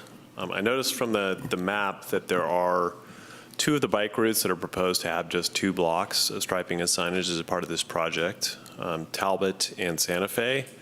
And I guess I'm a little confused. A 2-block bike route isn't really that helpful and might be actually confusing to people. So I would ask that the council request a change order to include the entirety of those bike routes, unless staff says there's some, real reason not to include striping and signing the entirety of those bike routes. Also, the Jackson bike route striping is shown to end at Solano, but that bike route actually goes to the Albany Children's Center as planned in the active transportation plan, and that is quite a destination. We've actually been requested as Albany Strollers and Rollers to try to put another bike rack in there because there are so many families that are biking there. So it'd be useful to actually have that also extended to 2 blocks so it is implemented in complete as shown in the active transportation plan. Thank you. Could I ask you to address the issues raised? Yes, staff will look into both of those issues. Great, thank you. Thank you. All right, 5-10. May we have, Well, again, I just have a a question, I think. 510 on page 45L, we're talking about emails and retention of emails sent to the council. And it has, I think I would consider a new wrinkle in this, that council members must include a copy to councilresponse@albanyca.org. Council members and/or a member of the public may request email records at any time as a matter of public record. Craig, perhaps you can help me understand why that isn't a violation of the Brown Act if we're looking at each other's responses? I think there is a concern there. If the council members are CCing the rest of the council on their responses, then that would be, I think, likely to be categorized as a serial meeting violation. In the situation where the responses are kept on file, they are public records. So there's a bit of a tension between the Public Records Act and the Brown Act there, because given that they're public records, the council has equal access to those documents as any member of the public. So, I mean, I guess there could be an argument that if a majority read the responses that are on file, that could be characterized as a serial meeting. But I think there's not really any way to resolve that issue without, trying to restrict the ability of council members to respond to their constituents, which I think is not a mandate of the Brown Act. So that's a bit of a confusing answer, but that's sort of where the law is. It's a bit of a gray area. Technology has outrun the Brown Act. It's a little difficult, but I think we're right to prioritize transparency. Okay, that's it for me. Okay, 513. We have a comment. And Mayor, I'm not sure we asked the public if they wanted to pull any particular items. We can get back to that. Yeah, it's in the little spiel, but I didn't. I think she asked, if I remember correctly. I'll ask again just in case. Yeah. So hopefully I have the right item. This is the one about the city council items, or the city council procedural changes. I just have two comments. One, I just, wanted to thank you for the part about the Pledge of the Allegiance. For the last 4 years I've participated in these meetings, I've been silent over those few words because I think it's not appropriate in this city, and given the separation of church and state in the Constitution. On the item about the work plans on committees and commissions, I think, I understand what you're trying to do, and I would applaud that. What I think the objective is you're trying to get the commissions and committees to realize they're there, the tasks there are given by the city council, not the other way around. On the other hand, I think having a hard, fast rule that's a one-size-fits-all for all the committees and commissions, I think some of the commissions is going to be different. And I think my experience has been people come to these meetings viewing them as kind of satellites of the city council, and so there ought to be a clear process that if a member of the public, thinks that committee should be addressing something, maybe something like, we'll refer this to the city council or something. So at least we're, having the impression we're interested in their problem. We're not, blowing smoke up. There's something like that. And that there may be situations where the situation on the ground changes rapidly.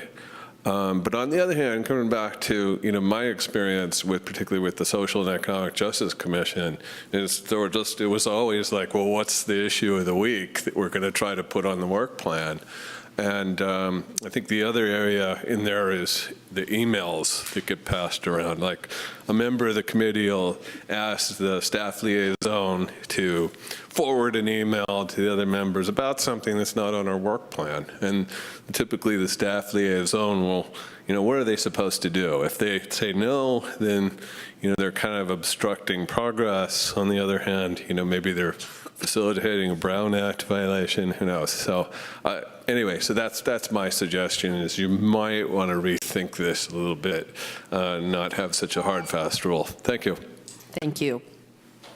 Any other comments on this one? Okay, then we'll go to 5.13. Yes, I'd like to introduce our recreation coordinator and our program manager, Eva Phelan and Alana Rose.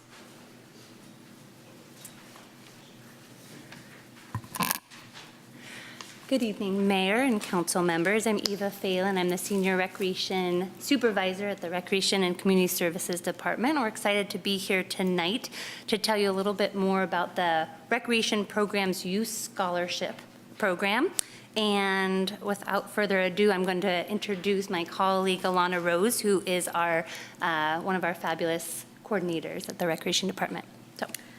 Hello, thank you for having me, Mayor Nason and council members. Thank you for this amazing opportunity, and thank you for giving me some of your time here tonight. We would like to recognize and express our sincerest appreciation and gratitude to the Zari family for their donation of $1,000 in memory of their father to our Recreation Youth Programs Scholarship Fund.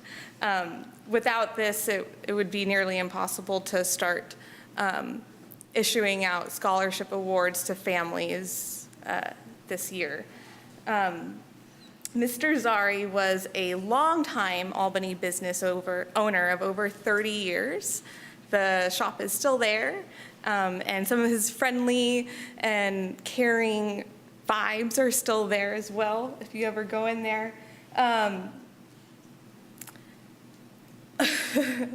Because of this donation, we can fulfill one of our core values of providing quality services to all Albany residents, regardless of economic standing, which I think is really important and what we really need here today.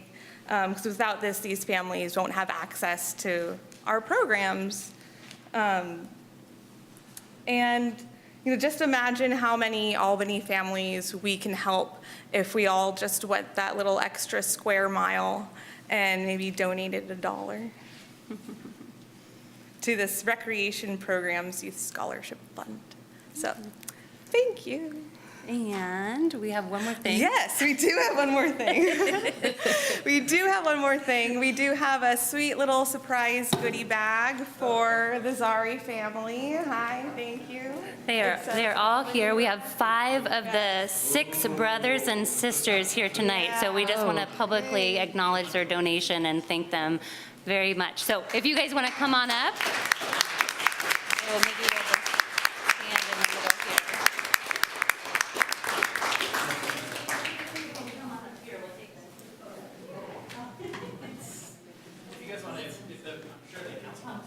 You know, this is, I grew up in Albany, and I'm going to want to send a copy of this picture to my brother. We, although it's very difficult for me to acknowledge that this gentleman had a first name because he was and always will be Mr. Zari to us, so thank you.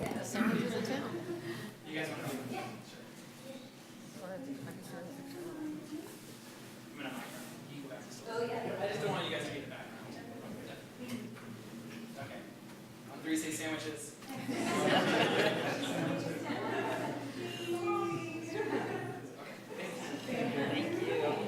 Thank you so much.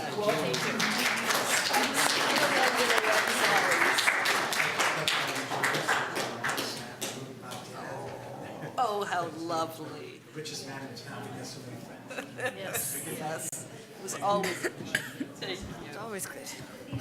So I just have to say thank you for the honor allowing us to do this, because my father would actually. Please. Sorry, I don't want to take your time, but I just want to thank you all for the opportunity of actually doing this. Our dad, Joe, would be honored and touched, and he'd be the most kind of unassuming individual here. So to do this in his honor is just, it's a great honor for all of us. So thank you very much, and we're happy to give the donation. Thank you so much.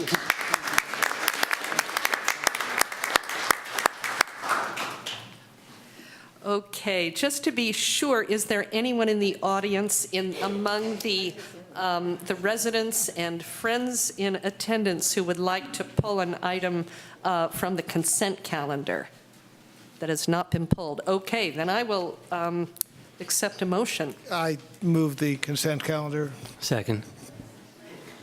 Councilmember Moss, Yes. Councilmember Pilch. Yes. Vice Mayor McQuaid, Yes. Mayor Nason.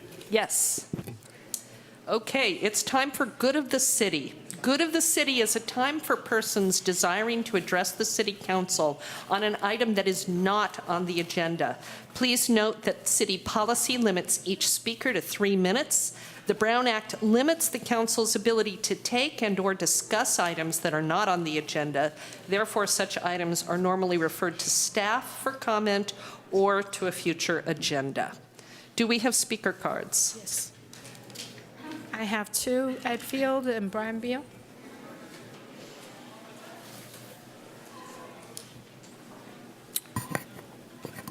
Hello, Ed Fields again.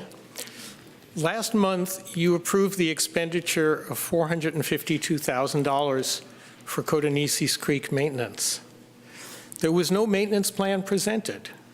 The mayor tried to get this item before the Parks and Recreation Committee for more public input and discussion. And Jeff Bond agreed that it could be done. But the council decided to go ahead and vote the funds. What kind of transparency will there be? Our charter city is exempt from state contracting rules, and expenditures up to $100,000 can be made without going to the council first. And we don't consider consultants' contracts the same as public works contracts. So the public and the council might only see the expenditures to approve the funds once they have been spent. Look at the public discussion and input into the work to be done on Albany Hill to remove trees or make improvements. Why not for Cotonesis Creek? We want to give Susan Schwartz and Friends of Five Creeks, with their extensive knowledge and expertise, a chance to have input into how this maintenance is carried out. The way to do that is to give the public, as well as the council, a chance to have input into how the work is done. The council also had a chance to give the Arts Committee and the Sustainability Committee more input into how their committees will function in the future, but it didn't. Thank you. Thank you. Hi, I'm Brian Beal, and it's first time addressing Mayor Nason and Vice Mayor Peggy McQuaid. Once again, congratulations on your reelection. I have kind of a fun item for you tonight, which is these cards. So it occurred to me a couple days ago, I'd noticed the kiosk out in front. Maybe it's time that in the interests of the environment and so forth, that the council or staff looks into maybe an electronic system where members of the audience could just type in the card, maybe at the kiosk in front, and then have them come to our clerk here, and then we could save some paper. You know, still maybe make the paper optional, but that's kind of my idea of the year, that we have a lot of these little papers that sometimes I fill them out and never actually use them. So thank you very much. Thank you. Hi there, Council. My name is Alan Kane, and with the Solano Avenue Association, I want to share with you some exciting news. And that is on Sunday, February the 10th. Sunday, February the 10th is our 12th annual Lunar New Year event. And what happens with this, for the new council that may not be aware of the logistics behind this, is after the last showing of the last film at the Albany Twin Theater, myself and a team of 5 people go in and set up a stage, lights, and a full audio system for performances that begin at 10 a.m. It is a sleepless night.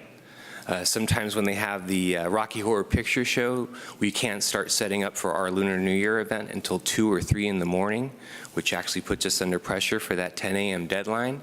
By the time we evacuate that theater for the movie, the first showing of that day at noon, the theater is spotless. It's something we're very proud of. It's on Sunday the 10th. It's from 10 to noon, and we'll be sending you invitations to it as well. It is yet again another free event that the Solano Avenue Association provides to the community. The theater seats 475, and we fill it every year. Thank you. Thank you.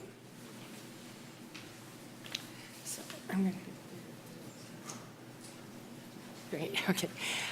Good evening, I'm Carol Fitzgerald, and I want to piggyback on Mr. Field's comment mentioning the Cordneses Creek, but I want to refer to the Park and Rec presentation that was done in December on the work that has been done in the last year on Albany Hill. And as we complete Measure R funds and we go into Measure M, I want to know what's going on. I happen to have been involved with work on Albany Hill for 20 years, and to have my name even mentioned in the presentation with no input, never having seen it, no notice that that presentation was done to the Park and Rec, is not going to go down well with me or the Friends of Albany Hill.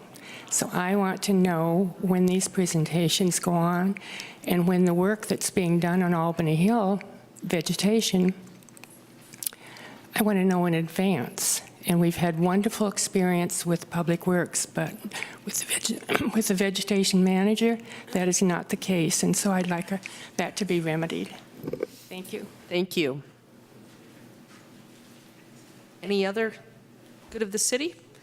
Okay, then we are moving to council member reports on meetings attended and announcements of future meetings. Why don't we start with Council Member Pilch? Are you? Sure. Yeah, 2 meetings to report about. One is the East Bay Community Energy meeting, where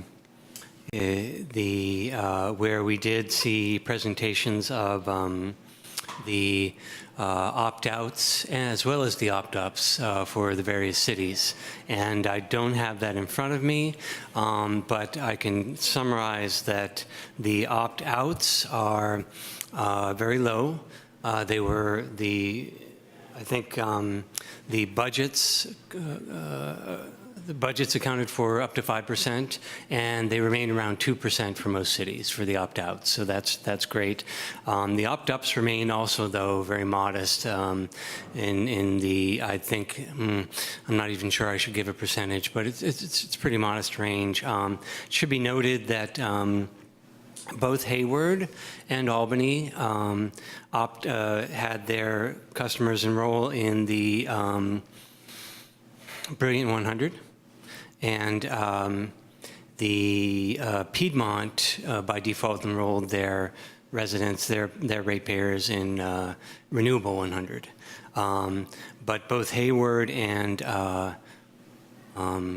Piedmont put their residents who were part of the PG&E Care program into the next level down by default, rather than Albany, where we left them in Brilliant 100. Anyway, so we had a presentation about the financials. Financials are healthy. Rate setting is a bit screwy this year. Normally, rate setting would happen around January 1st of the year by PG&E because of the PCIA, which we've discussed before, power charge indifference adjustment, and the appeals of that. We don't expect rates to be set by PG&E until March, and so the CCAs are also holding off until March to the CCAs won't know also until March what the new rates are and how to respond to that. We expect, because of the appeals of the PCIA, for there to be a change in the ruling on the PCIA, but we haven't seen anything yet, as far as I know. And as you can imagine, the PG&E probable bankruptcy is on the minds of everyone on the board as well as the staff, and they are working behind the scenes on that. And it was discussed in the meeting as well that the staff has not come to the cities very often, or maybe not at all, to write letters.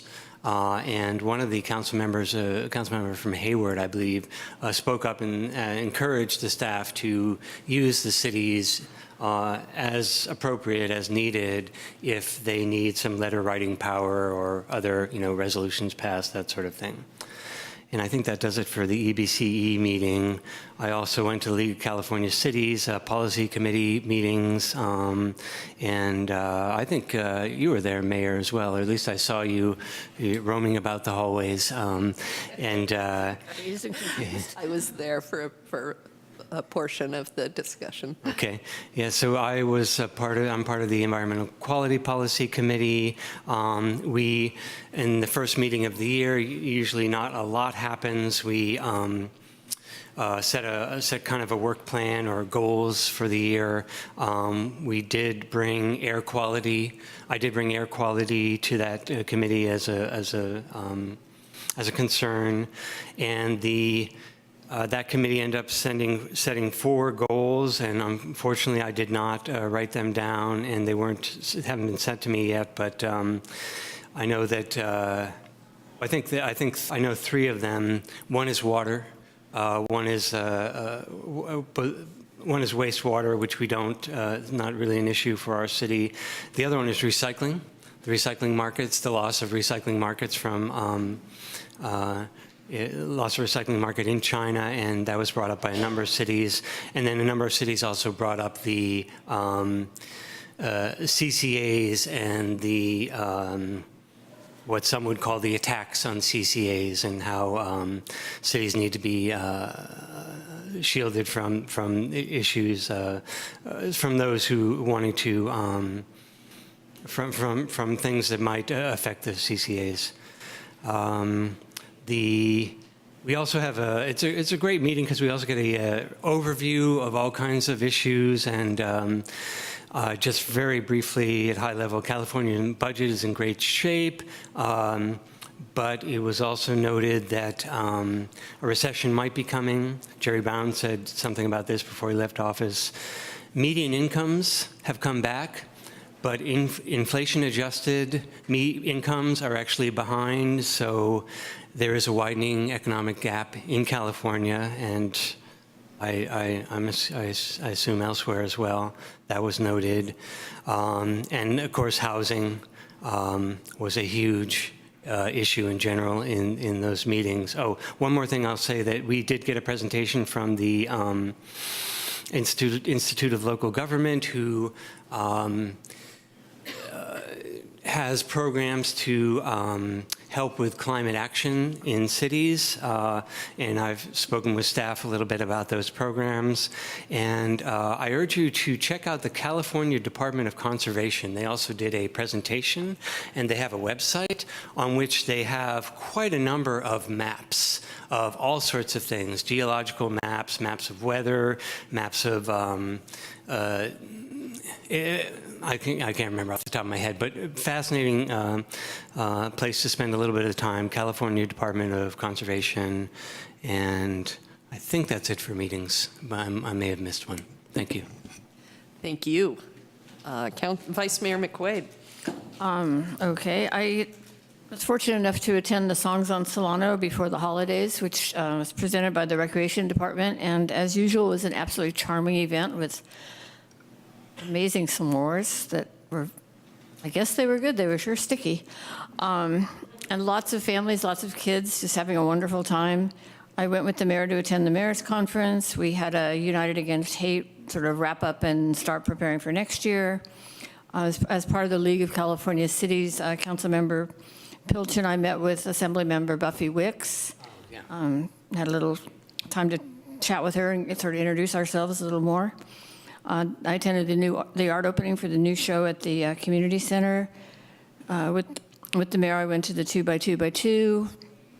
I hosted our community leaders quarterly meeting with regional electeds. We had another meeting on Alta Bates. I attended the climate action workshop here last Wednesday, which was a full house and very, very well done. And I also attended league policy committees. There's a written summary on the dais for council.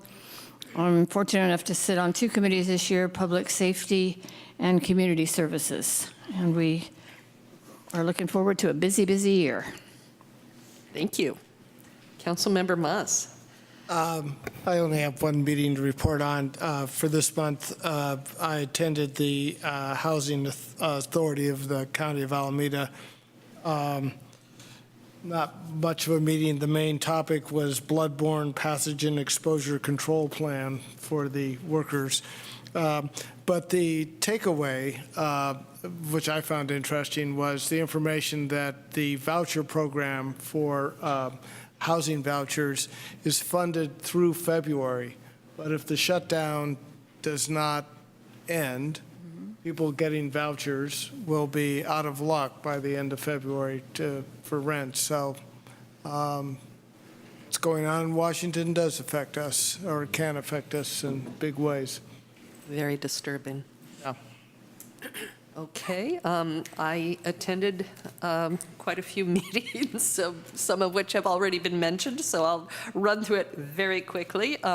Vice Mayor McQuaid and I had the delightful opportunity to take a tour of the Tesla factory, which was fascinating and inspiring. It's exciting that they're producing less expensive electrical vehicles than in the past, and it's there's a great future to look for. I attended a Friends of Five Creeks event that I think was notable. It was a presentation by the naturalist for the East Bay Regional Park District, and was extremely well attended and well received. With Vice Mayor McQuaid, I think she mentioned that we attended the Mayor's Conference, and I've been appointed by the Mayor's Conference to represent it at the on the East Bay Regional Park District's Park Advisory Commission, which I hope to be able to improve communications between local government and the Park District.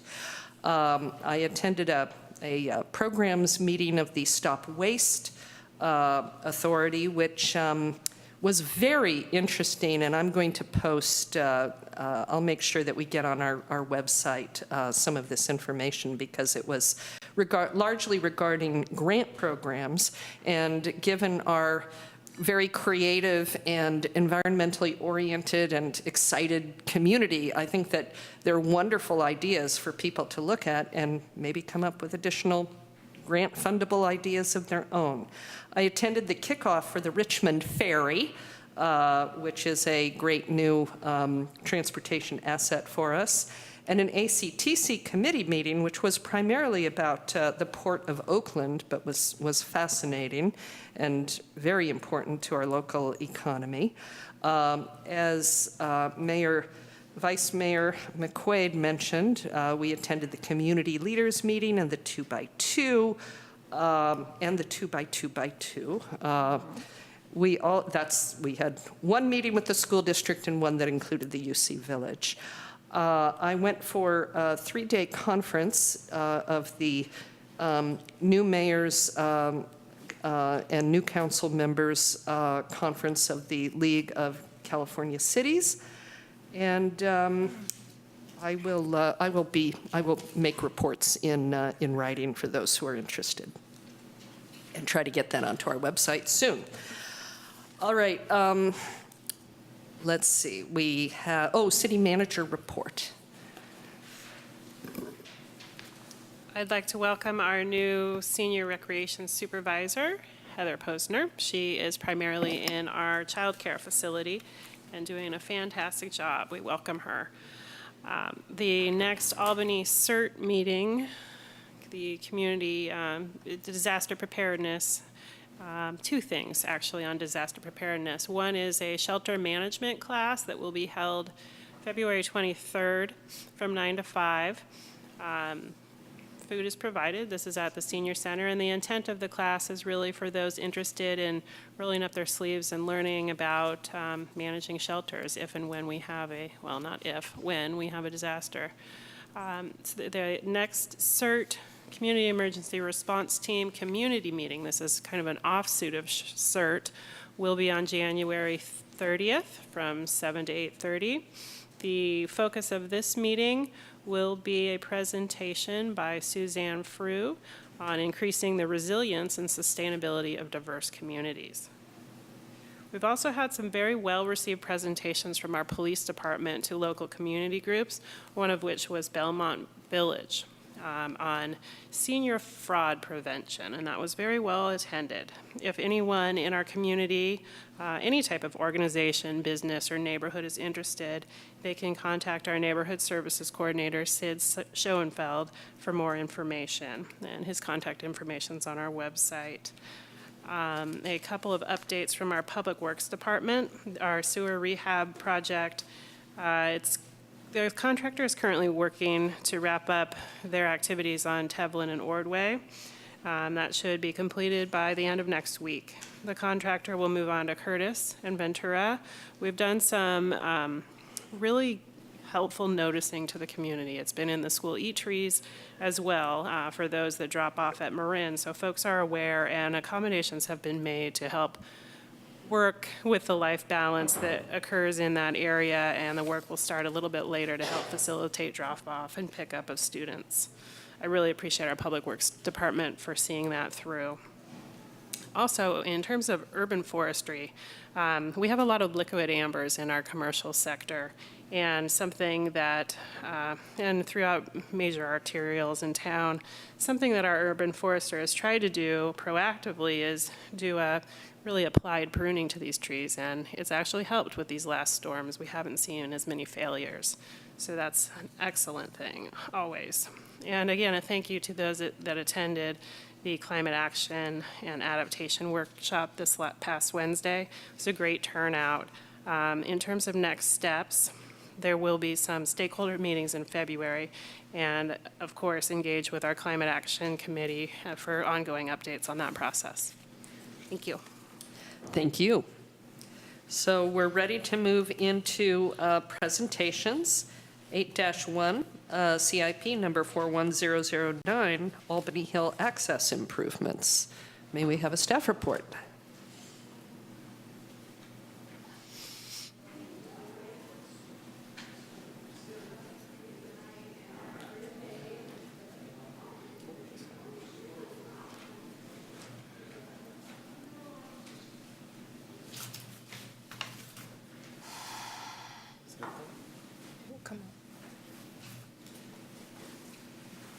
I'll start.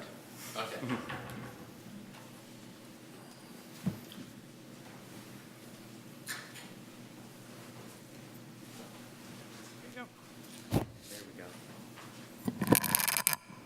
Thank you, Council. I'm going to give you a brief update on the project, and then I'm going to hand the podium over to Dr. Weiss for a Monarch presentation. So my comments are pretty short, and at the end we'll ask for the adoption of the resolution. So the project timeline, the commission the Parks and Rec Commission was presented this project at a 10% design phase. Prior to that, the last time you guys saw this was actually at the pre-design phase, and you got some conceptual drawings. I'll remind you of what those look like. Many of the features that we've seen in the conceptual drawings are now in the project design. But we went 4 times to the Parks and Recreation Commission, and in between there, Dr. Weiss provided a presentation which was well received in June. And we also did a conference call with Dr. Weiss on a few different issues. So it's been a fairly thoroughly vetted and discussed project, so we're really proud of where it is now. Oops. So some of the pre-design concept you saw about a year ago. This is the Taft turnaround, so some of the features, I don't need to go through all of them, but we're going to have a new sidewalk, we're going to have ADA parking and a crosswalk. We'll have some features there, including some seating, some trees that we're going to be pulling down. The eucalyptus logs will be reused and used as barriers, and some new steps. So this is a feature that we're doing as an entry place in Taft. You'll also see that we're doing it at Jackson and at Madison. And then along with that is a lot of the work that we did was on the ADA path from Taft up to the summit. So this is another rendition of what it will look like on Taft. You can see the crosswalk, you can see the steps. There's going to be some new signage, and then the ADA route, which will wind through the west side of the fire road. This is the Jackson concept. We'll have some kind of a landing area for people when they arrive at Jackson. They don't have to be on the pavement. They can actually be in a little area where they can kind of get ready and then go on a hike. But what you'll see is on the north side of Taft, many of the trails are already in place, so we're simply going to clean those up. We've got a few tree removals of trees that are overhanging and look like they're already in jeopardy of falling. They're kind of leaners, so we'll remove some of those. We'll open up the canopy a little bit, but for the most part, the work is primarily south of the Taft turnaround towards the summit. The work in the north area is going to be primarily essentially restoring and improving the existing trail system, putting in some new steps. Dr. Weiss did a monarch butterfly habitat study for us. We asked him to assess and describe for us the existing monarch habitat on Albany Hill, so he'll talk about that. And then we also asked him to evaluate the specific design drawings that we gave him. So at the 90% level, we essentially provided him those drawings and asked for his assessment. So he can talk about that as well. So let me give you a little bit of Dr. Weiss's background so you have an idea of where he's coming from.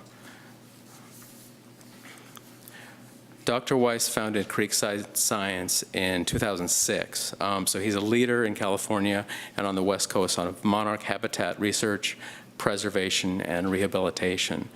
He's been published in multiple journals, publications, including ecology and conservation biology. I'm just going to read a couple of the titles. I don't claim to understand everything that I'm reading here. Forest canopy structure at overwintering monarch butterfly sites, measurements with hemispherical photography. Also thermal overwintering monarch butterfly sites, and restoration of rare butterfly habitats. He's done critical field work in habitat restoration and species reintroduction, including the checker spot butterfly, all right, on San Bruno Mountain. He's authored several reports along with him and also his staff, including recommendations for restoration of monarch butterfly wintering habitat at Gibbs Park and Huntington Beach. So it's a similar habitat as we have on Albany Hill.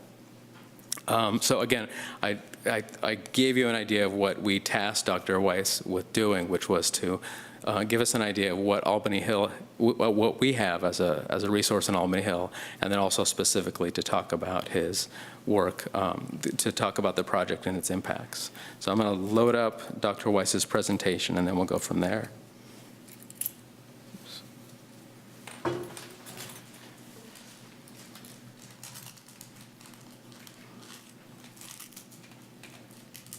Get a chance to do it. Let's have a little interlude here. Yeah.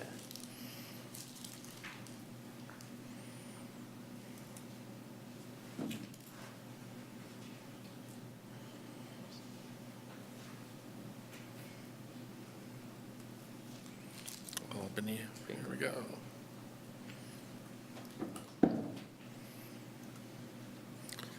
Thank you. Oops. Okay. Yeah, thanks, everybody. It's been a real pleasure to get to know Albany Hill among about a dozen monarch sites I've worked at in California since 1990. It's when I first encountered monarchs. So, yeah, just dive into the presentation. So there's Thanksgiving counts of the monarchs on Albany Hill. Bill Shepard and other enthusiasts have gone out and counted them every year. There's this kind of standardized period in mid to late November. That's like the monarchs have coalesced in the sites. So we just look at the record here. Back in the late 90s, there were about 3,000 monarchs up there, and then they kind of disappeared. There were several years, the blank spots are where nobody did counts. And then in the mid, 20-teens, we've had, about 1,000 monarchs there. And of course, this year is kind of the monarch crash across all of California. Population overall is down by a factor of almost 10. I could spend a lot of time, telling you what my hypotheses are for that. But a lot of it had to do with the wild swings in weather we had last winter. We had a warm February. The monarch said, oh, it's springtime, we're going to leave. And then, if you remember, the weather really closed in. It got cold in late February, and then March was very cool and rainy, and there was even snow down to very low levels. So they really got nailed by that. But they were also starting from a somewhat diminished overall population. But Albany Hill is a significant overwintering site, so as people have latched onto it, it's an important site to make sure that it continues to maintain the monarchs. So the first thing to do is figure out, how does the site work? So monarchs want several things in their overwintering sites. They want a place that rarely freezes, and being next to a large body of water like San Francisco Bay or the Pacific Ocean is a really important preventer for preventing freezes. But they also want a forest structure that provides a lot of wind shelter, but at the same time lets in enough light for them to bask in the sun when they want to, or areas of dappled light, or even some areas of deep shade. But you need that mix in the habitat. So based on site visits and kind of interviews with people who've been monitoring the monarchs out there, the typical cycle is they show up in October and November, and they really hang out up on the ridgetop. So I have the ridgetop here circled. And it's bright, it's sunny, but it's also pretty exposed to the wind when we get the first storms in the season. So we get southerly winds, and monarchs don't like wind. So they duck down onto the southwest slope. And in the southwest slope, the forest has a pretty complex structure with some gaps, some openings that let in light but are pretty well wind sheltered.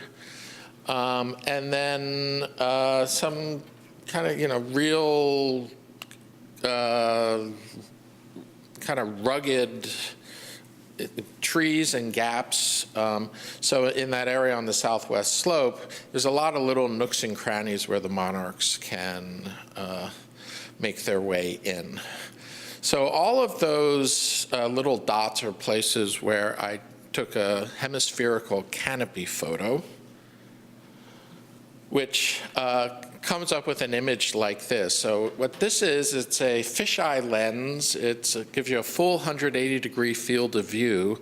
So around the edges there, you're basically seeing the horizon. And then, of course, directly in the middle of the photo is the zenith directly overhead. And what this lets us do is look at the geometry of the forest canopy. So we superimpose these grids on it. The first grid on the left here is a real, just looking at how open the sky is in different directions and at different elevation angles. And then on the right, we can superimpose on the path of the sun in the image because we know which way north is. So we can quantify, based on the forest canopy structure, how exposed to wind you are and how much light you're getting. So we can work our way through the site and take photographs in places where monarchs are, where monarchs aren't, and get a sense of what is it they're looking for in the site.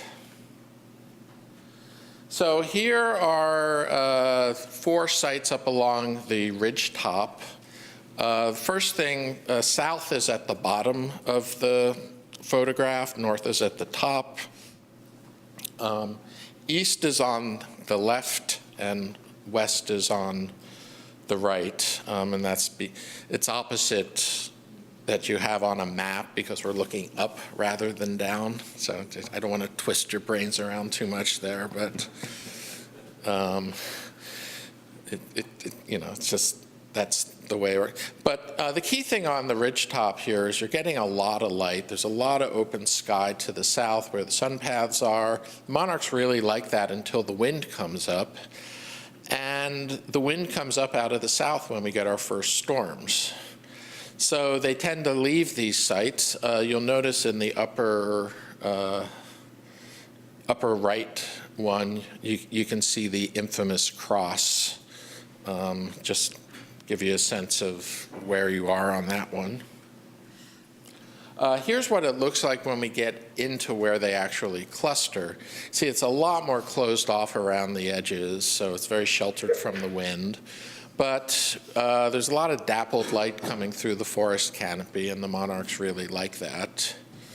In the lower right is a site where it's really, really dependent on a single tree that's providing the wind shelter from the south and southwest winds, which are very important. We get strong winds from those directions during winter storms. So we can work our way through the site. And what we're looking at here is this is how open the overall canopy is. All the white dots up along the summit are very open. You're seeing a lot of sky, and then when we get down into the southwest slope where they cluster after they've left the ridge top, you see it's a lot less open sky, it's a lot more sheltered. And then it actually gets quite dark as we go north towards the Taft Circle there. Forest is quite dense there. And I'm going to skip the next one. All of this is in the report if you want to know this in gruesome detail. It's all written in our report. This is showing what the light environment is like. So the light dots are where we're getting a lot of sunshine in November or February, or December and January. We do this by months. And you can see how well lit the sites along the ridgetop are, and that the monarch sites are showing up here as the little orange, they're supposed to look like butterflies in there, but they don't show up nearly as well as they should. They're basically moving from well-lit, wind-exposed sites to moderately lit, wind-sheltered sites down on the south slope. Now, if the conditions get really good, mild January, December, January, they'll move back up to the top of the hill. But then when the winds kick up, they're going to dive down. One of the issues that we're not really dealing with here, but the parcel on which they actually spend most of their time is not owned by the city, and there's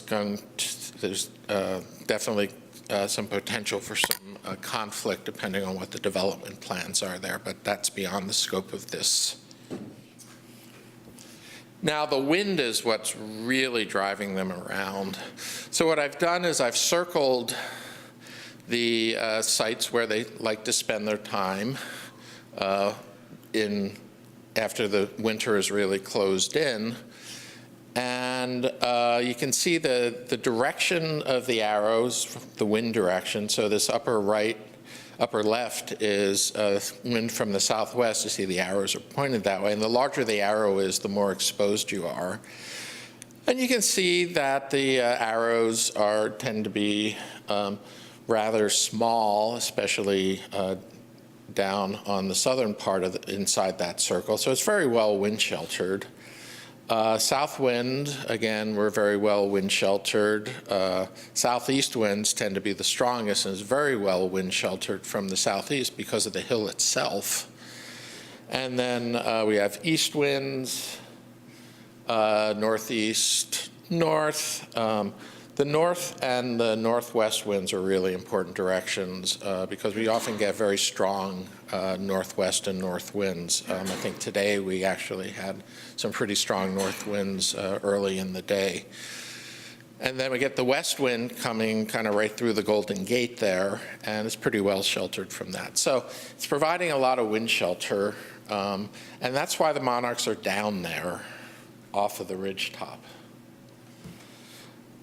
Here's looking from above, this is a Google Earth image, and you can sort of see how the monarch sites, which are circled in yellow, are kind of in these gaps in the forest. So we're getting some light in there. And then I circled what I call the VIT, the very important tree. That's the tree that was in that one photograph.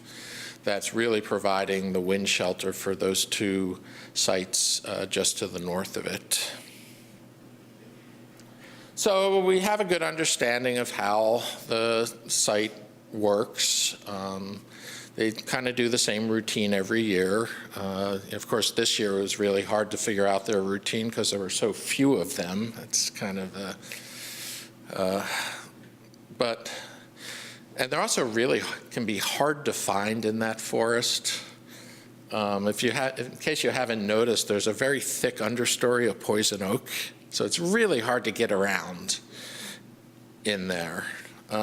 So I was given the plans, as Robert said, and we had a couple rounds of consultation. The first consultation out in the field was very much like, just minimize the amount of trees that you take out, and especially the farther south we get on the hill, because that's where you're starting to get into where along the ridgetop, where the monarchs like to cluster.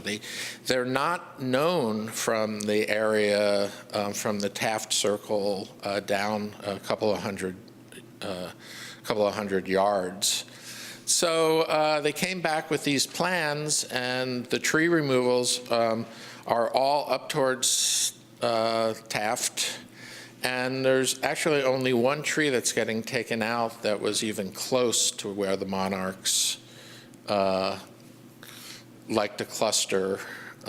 So we were basically able to say it's not going to have a big effect on the monarchs. It's north of where they like to be, so it's not going to affect the light environment. There's plenty of trees left to provide the wind shelter from the northerly directions.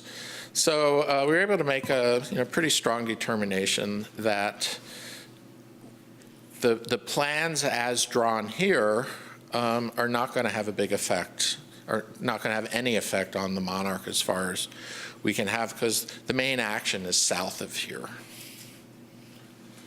So we can kind of see it here. The red areas where the tree removals are, and the monarch sites show up a little bit better here with the yellow circles that are all south and southwest of where the trees are. So that's my presentation. Be willing to answer any questions. There's two written reports.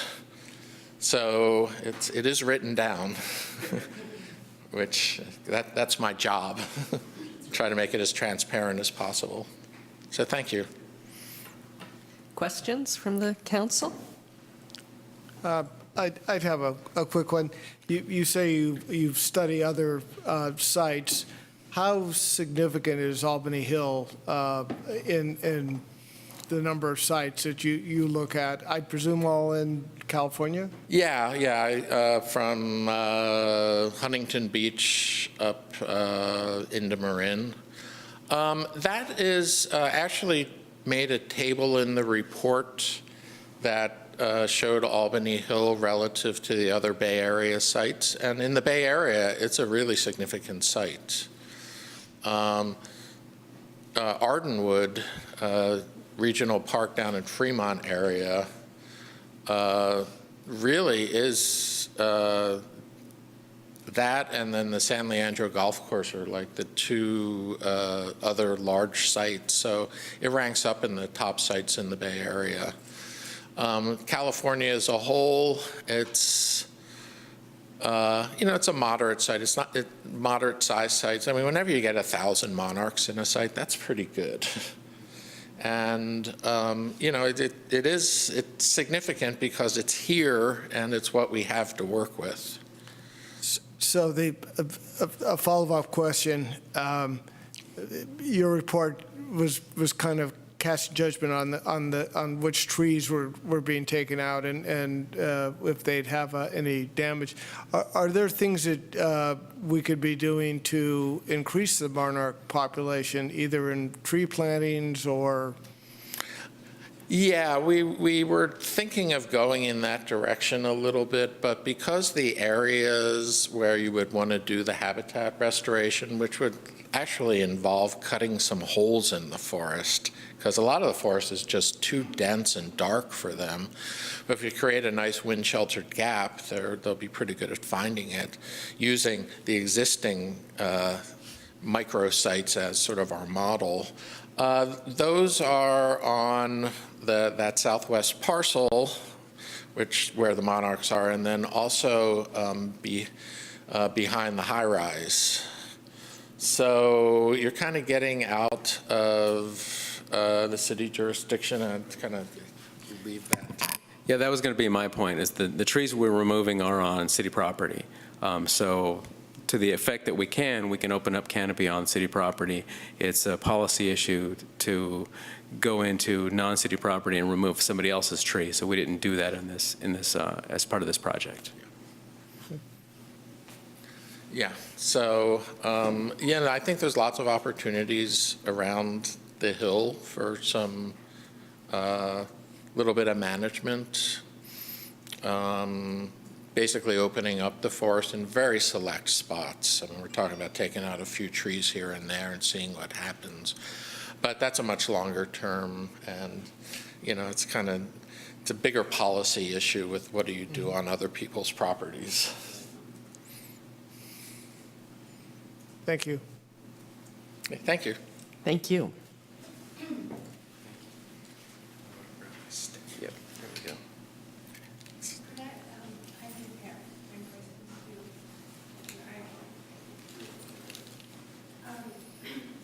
So, we used to think that it was a specific. Sorry, can you? Yeah. We used to think that it was a specific tree that monarchs return to, and it is the case, or at least it has been since I've been observing. But when you do your studies, you're talking about the habitat, aren't you? Not, yeah. Yeah. Could you speak to that a little more? Yeah, you tend to see the monarch showing up literally on the same trees year after year and in the same sites. And as far as we know, it's more a function of the microclimate conditions there. People have been looking for whether they leave behind a scent that attracts monarchs the next year, but nobody's really found anything along those lines. And it's a very dynamic phenomenon, as they show up and cluster and move around based on the weather. So, the fact that it just happens to be that tree happens to be in the right microsite for them. So it's not the tree per se, but more the surroundings. Thank you. Dr. Weiss's presentation had one slide that showed the tree removal plan. So we can see that most of the trees removed in the area are specifically designed to make a path so we can put in the ADA trail, and they are on the other side of the hill where the monarchs tend not to go. So in front of you, we do have a council resolution. So one of the resolutions is approving the project design and the CEQA categorical exemption, and then approving the call to bids. So certainly. Questions from council? I have one question, and maybe it's a question for Craig. Can we adopt a resolution in connection with a presentation without having an agendized public hearing?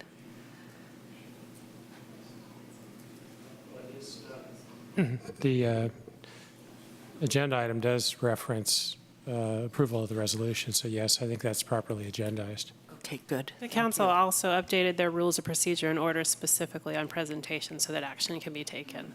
Okay, good.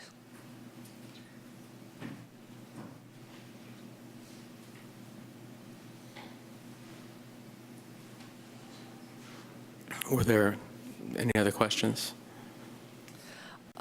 No, but I think we've got speaker cards. No? I decided at the last minute. So this just came up in my mind hearing the presentation. It seems there may be a number of trees in places that are not on city property. And we don't have a policy for that. But given the fact that Albany's population is very environmentally conscious, and that I think there might be some process to where we could, I guess, disseminate this information to homeowners in affected areas, that they might voluntarily do something. And that's kind of what I would suggest maybe as a possible future step, if there's a way, because obviously a lot of the habitat is not on city-owned land, and but it'd be nice if we could just not give up there. Yeah, thank you. Thank you. Other public comment? Okay, then we'll bring it back to council. Comments or additional questions? I think the design seems pretty straightforward, and from what I can tell by looking at plans on an iPad, it seems well detailed, and I'd be happy to move the item forward. I just thought of a question, if that's okay. Yes. The ADA path, does it go to the top of the hill, or it stops a little bit short of that? Could you remind me how that goes? Sure. So originally, the ADA path was going to go to what we call the true summit, like the precise point. What we found is taking it there would have required an additional tree removal. So we stepped it back just on the north side of the kind of a cluster of 3 eucalyptus. So don't tell anybody, but it's about 10 feet off of the true summit. So it's right there. You're going to get great views. Great. Have you selected the color and texture and that kind of detail for the pathway? So we asked Commission one material selection. They made a recommendation, and staff made a recommendation for colored concrete. And we actually suggested that we create 3 samples as part of the construction. First phase of the construction is to have the contractor lay out 3 or 4 different color samples on site, so we could actually bring people onto the site and look at these 3 different samples of colors, so that we can kind of participate in that selection process. Very good. I just thinking about this and kind of Googling around about it, I came across samples of concrete projects where there were eucalyptus leaves pressed into the concrete to leave a pretty pattern. And I thought it was a nice touch for kind of honoring the forest. It might be worth looking at, just a thought. Councilmember Pilch? Just one comment. In the drawings, there's an area called the BMX area. Can I assume that should really be the BMX impacted area, and that's not an area where you want BMX to go? Is that correct? I think that's a fair assumption. I think that's actually a leftover of the Albany Hill Master Plan might have actually shown that as a identified area, not as a designated area, but an area of known use. So we kept that on there for reference, but we're not planning a lot of work in that area. Okay, yeah, no, it just struck me that someone could misinterpret that as the area where BMX are encouraged to go. Yeah, we won't have signage. Yeah. And it's actually an area where where BMX or mountain bicycle use has caused damage. One of the comments we did get recently was that we should be thoughtful in our design of the trails so that BMX or other bikers don't start using our improved trails as access points. So we'll be looking at that. Thank you. Okay, are we ready for a motion? So moved. Did you get public comment? We did call for public comment. Nobody's changed their mind? Okay. Sorry. Go ahead. So second. We Did you move it? I did. Second. So we have a motion and a second? Councilmember Moss? Yes. Councilmember Pilch? Yes. Vice Mayor McQuaid? Yes. Mayor Nason? Yes. Thank you. Okay, I think that our next item is deferred. We were going to have a presentation from the carbon-free Albany presenter, but the individual is ill, and so that will be deferred to another meeting. So I think we're ready for our quarterly financial update. Oh, wait. We didn't, oh yeah, no, it's okay. Come on up, okay.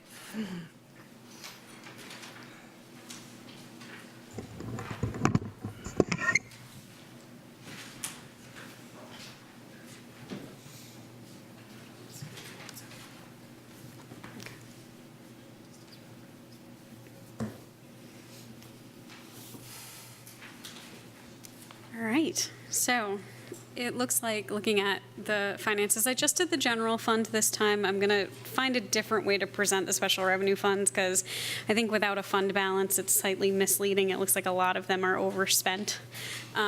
So we'll work on that one and get it back to you.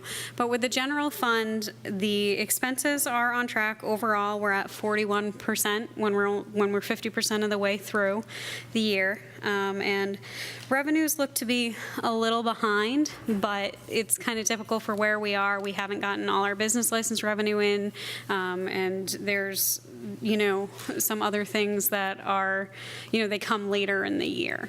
So I'm not really worried about where we are. Other than that,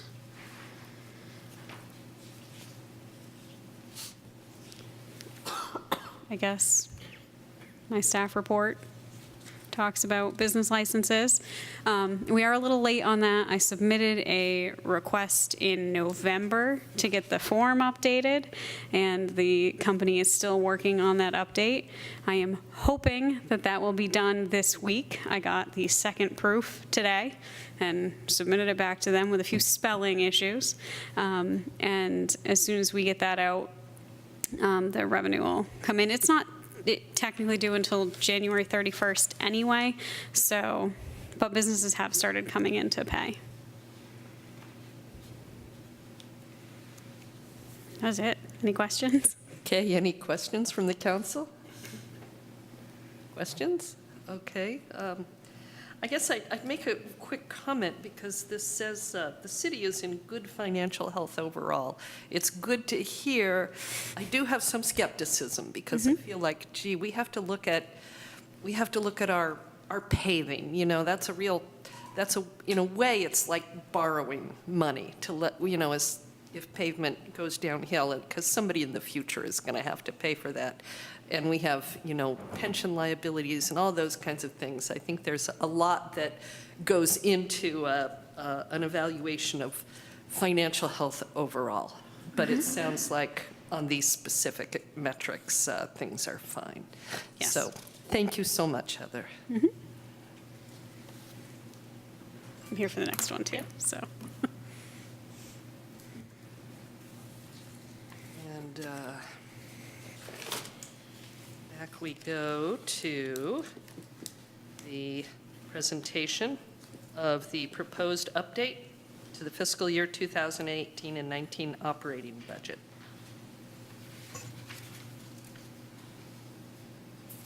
Et cetera. May we have a staff report?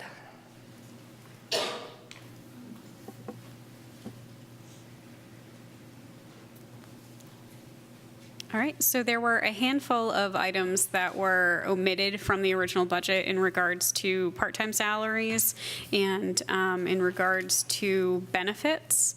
So we're making those adjustments here. And then there were also a handful of contract changes, specifically street sweeping and janitorial services. Or I'm not sure janitorial services was really a change, just so much as we re-looked at the contract. And so that's what's listed here. Okay. Did you have any questions on any Questions specific from the items? council? I asked all my questions at a meeting, so I'm satisfied with the answers. All right. More? That's it. All right. So we've received the presentation, and we are ready to adopt the resolution. Do I hear a motion? Would you like public comment? Oh, sorry, thank you. I'm sorry, is there anyone who wants to make public comment on this item? Seeing none, I would bring it back to council. Comments or a motion? I'll move Resolution 2019-13, adopting the update to the operating budget for fiscal year 2018-19, and authorizing appropriations. I'll second. Councilmember Moss? Yes. Councilmember Pilch? Yes. Vice Mayor McQuay? Yes. Mayor Nason? Yes. The motion carries. And we have another resolution? We're going to get another presentation, or do we want to just go on with this? It's just in regards to the 3% cost of living adjustment for unrepresented employees. It's updating the salary table to recognize Okay. that. It's not an increase, it's an adjustment. to Okay. Numbers. I'll move resolution number 2019-14. I'll second. Councilmember Moss? Yes. Councilmember Pilch? Yes. Vice Mayor McQuay? Yes. Mayor Nason? Yes. All right, we have no public hearings today. We do have unfinished business, which is a presentation, an informational item on the city costs associated with the Solano Stroll.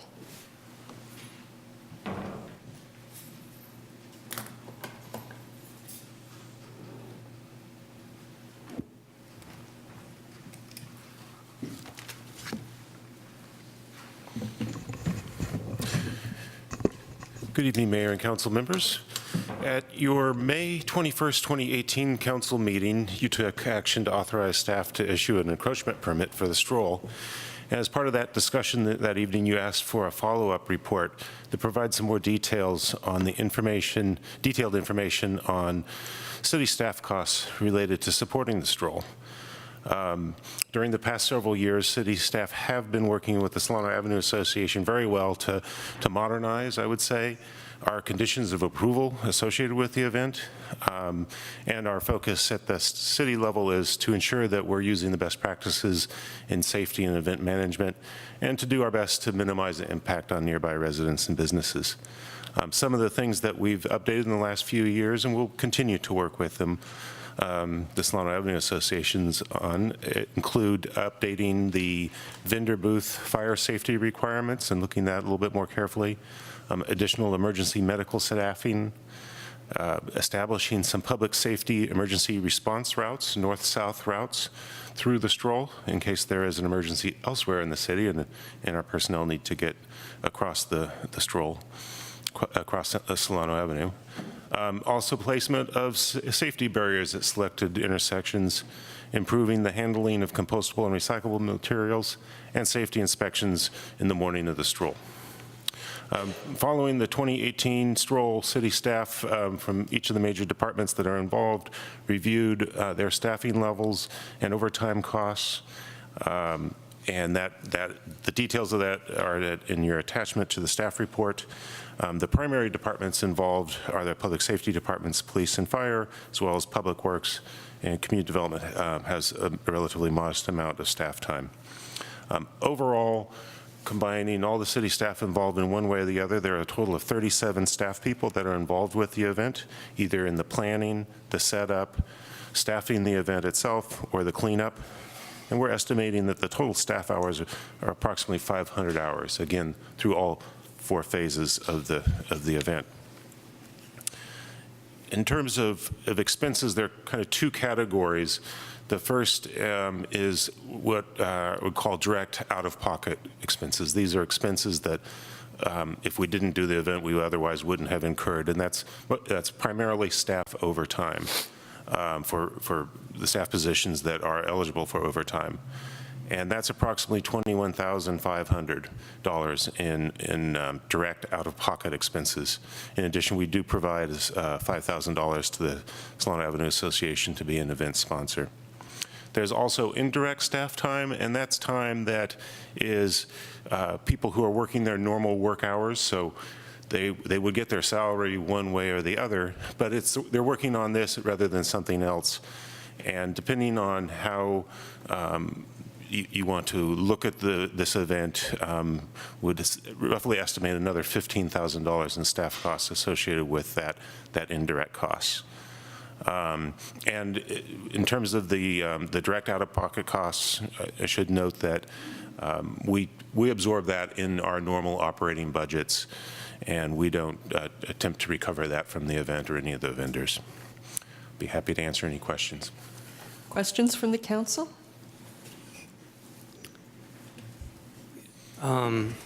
Yes, I didn't take as close a look as I should have before this meeting. So what I'm trying to determine is in the table, the total sum of $21,500 includes all expenses, including staff time, or that's only staff time? That is primarily staff overtime and a relatively small amount of out-of-pocket expenses, about $1,500 or so. And you mentioned other expenses are other expenses not in this table are summarized somewhere else, or they're not in the table. It was the table is focused on the direct costs, the costs that are incurred as a result of this event. So can you give me an example of indirect costs then? So my salary is an example. I get paid one way or the other. I don't get paid overtime. So I attend the event, I spend time there. If I wasn't working on this, I could be working on something else. So if we get a normal, planning application, we attempt to set our fees to recover that hourly rate that myself or other people in our department get paid. Okay, so but it does, we don't have a tally then of the indirect staffing costs. We don't have a tally of those indirect staffing costs then? We have a tally of the hours. I'm ballparking the dollar amount at about $15,000. Oh, okay, so 15,000.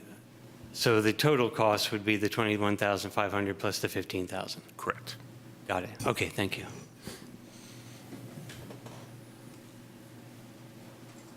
this discussion's focused purely on money. Is that correct? Is that the scope of the discussion? That Not we on wanted to safety. respond to your Yes. request for information. Of course, if you would like more information, I might be able to answer some of the safety questions because I've been in many of those meetings. But if you wanted a more detailed response from your chiefs, that would need to be rescheduled. Any other questions? Okay, comments? I have a quick 3-minute presentation, if I can make it, if that's okay. I don't know what the You procedure certainly is. may. Cool, excellent. First of all, I just want to say, thank you for continuing to support this event. Many cities have associated themselves with events and made themselves famous over events. The Monterey Jazz Festival is probably the most notable.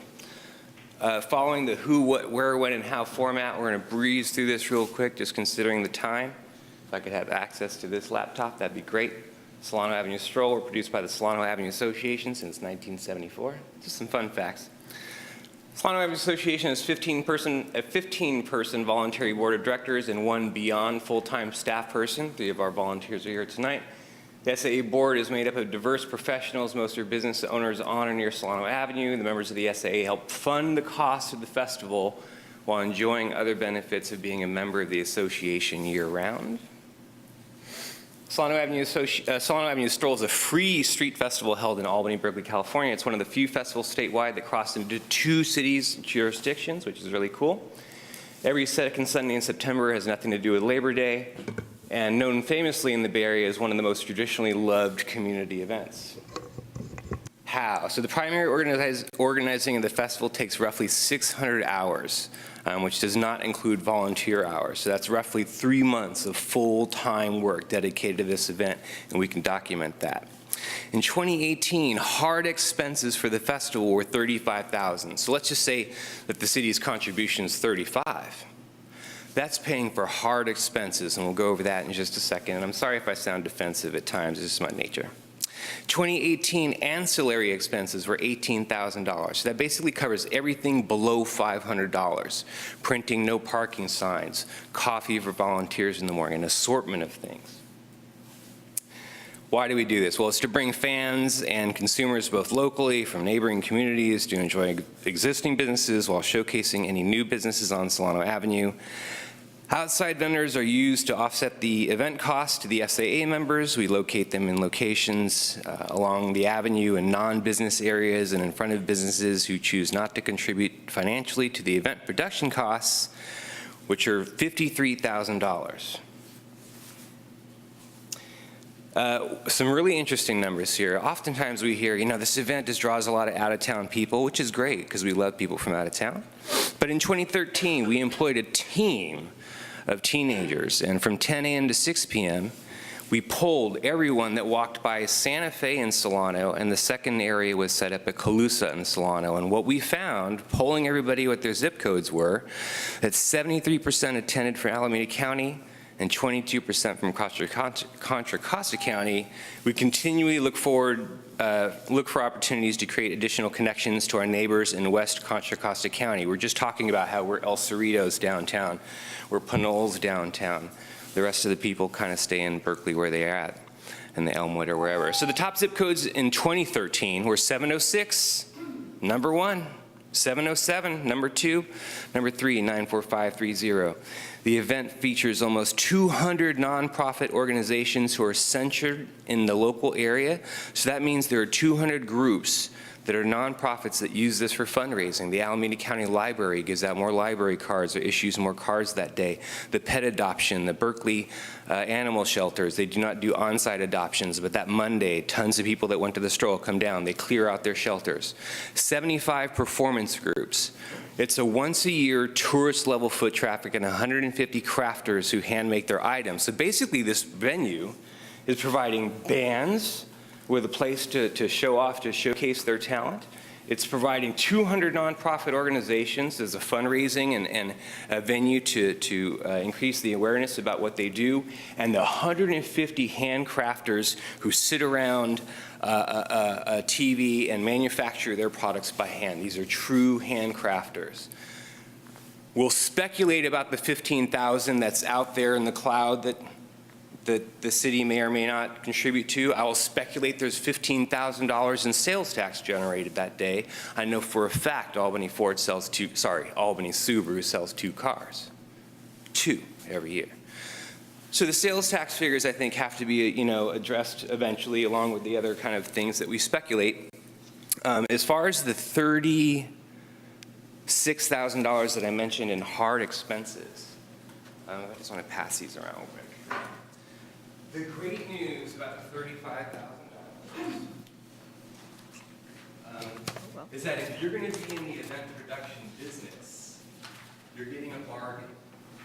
Because as you see, the $35,000 does not include labor to produce the event. So remember, 3 solid months. It also does not include, not on this list, our promotional fees. The electronic billboard at Golden Gate Fields, radio advertising. These are things that vary year by year, but these are actually hard costs that we experience every year. So if you look at 2016, our actual hard costs Alan? were $25,000. I'm sorry, if you're speaking over there, it doesn't get captured. The hard costs are $25,000. It increased to $35,000. So I say it's a bargain. It's great that to have some numbers to bring the periscope up on this. I think Jeff spent a lot of time and effort digging through this, so that's great. I think it's awesome that the city gives us an opportunity to talk about it and to brag about it, because it's a wonderful, wonderful thing, and it's costing, you're paying about 1/5 of the bill. And this is the other news. If you were going to be in the business of throwing a festival and you paid an outside vendor $50,000 to do this festival, you would not have them year-round like you have the Solano Avenue Association. We have 4 other events. We do monthly mixers. We do a host of things. There were times when you paid an outside vendor to come into town and throw a festival and then walk away. We throw the festival, we hand clean the street the next day. That's how much we care and how much we're invested in the community. We're not just an outside organization that comes in, throws a party, and leaves. We know we're very fortunate. Thank you, Alan. Are there any questions? Thank you. Questions from the council for Alan? I have one to start. Is how much do you charge your vendors? It depends. The nonprofit rate is $150. We actually have not raised that since 2013. A food vendor is $805. $805? Yeah. Okay. That includes a $200 health department permit. You see how expensive those health department permits on that line? That's $5,000 minimum in just food permits. And most of them are the restaurants on Solano Avenue, we're proud to say, who still have to pay for a food permit to be outside, to be clear. What about the craft people? We just raised them up slightly. It's about $200. So what is your total revenue on your booths? Off the top of my head? Just a rough figure, you know. I don't want to be in a city council meeting and say that and have it be incomplete.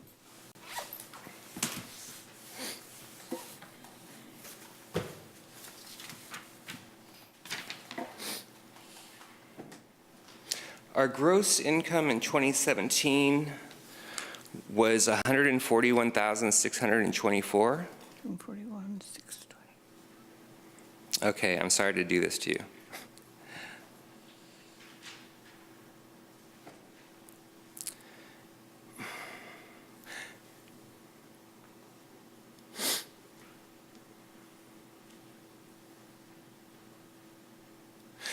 So you figure 500 vendors and the average is going to be about 300 a booth. 200 a booth, I'd say, with 400 to 500 vendors. It's broken down here as 51 parade entries, 80 crafters, 26 food booths, 67 commercial booths, and 166 nonprofits. And that was 2017, which was a slow year because it was not a voting year and there were some other factors. I don't have the numbers from 2018 on me. Bye, puppy. So the 141, Pardon me? That does not include any, that 400 to 500 number includes Solano Avenue Association numbers, so it's in the reality about 300 outside vendors, and that's the average. And again, if you take out Parade, 80 crafters from 2017, 26 food vendors, 67 commercial vendors, and 166 nonprofits. Other questions? Okay, other comments from the public? No? All right, Alan, thank you so much. Sure, and just one other item that just came up at a recent board meeting. There are 260 frontline businesses on the street, meaning ground floor, like right on Solano. It doesn't count off Solano or second floor. And of the 260, we have 175 members. That's roughly 74% district saturation. For a voluntary membership organization, that's huge. And those numbers only continue to go up, especially as our leadership, for instance, our board president is a fourth generation Albany person. And so as our board architecture changes in that way and becomes more local, our membership numbers only increase. We're very proud of it. Thank you, thank you. Looks like we have a comment. Come on up, come to the microphone, please. Sorry about that, but this is part of how we do business here. Thank you for coming up. I am a member of the Solano Avenue Association Board, and I just want to make sure that everyone does know that it is a nonprofit. There is no real profit. Yep, thank you. Thank you, yes. Thank you. Okay. I think we are done. We are down to other business. Wait, I'm not done. No, sorry. Sorry. Okay. I'm sorry, I didn't hear you ask for comments. Okay. Yeah. Do you want to go first? Go ahead. Okay.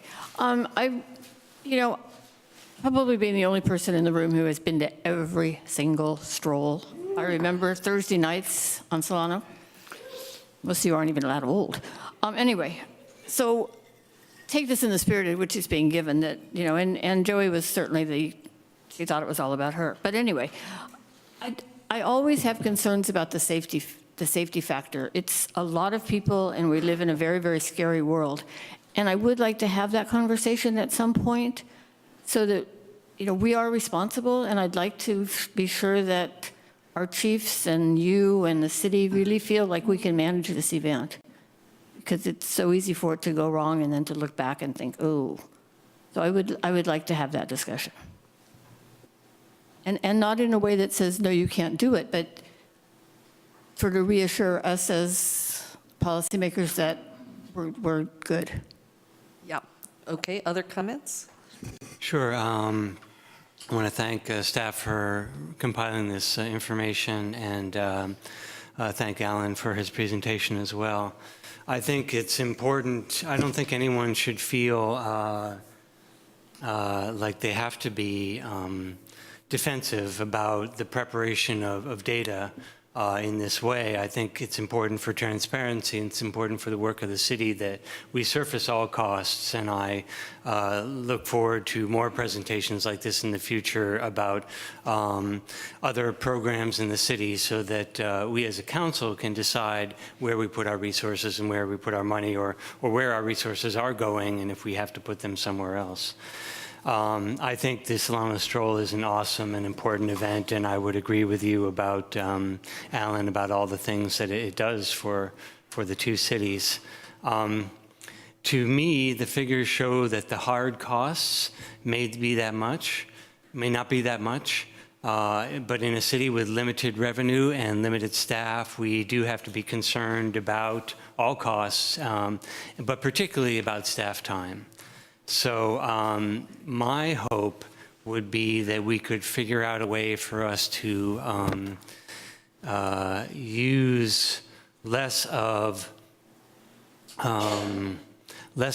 staff time for an event like this, particularly for someone like Jeff, for example. I don't want to pick on Jeff, but just knowing that all the balls that he has to have in the air about community development and business development and all that, I'd love it if there was some way that we could pay for a part-time person to come during the time up to the stroll and maybe manage some of that stuff for the city rather than having the city staff directly have to be involved with some of these things. So I don't have any, I'm not involved in this. I don't have any particular, I don't know how this would, how something like this would go down, but I would urge us to all think about some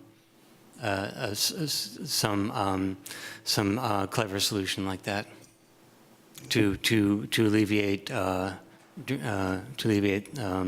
draw on the staff time. Further questions? I do have one more question. What is Berkeley put into this? And that includes the entire gamut. So they are able to quantify their in-kind services pretty extensively, and it looks like about a $35,000 investment, considering the street is mostly Albany.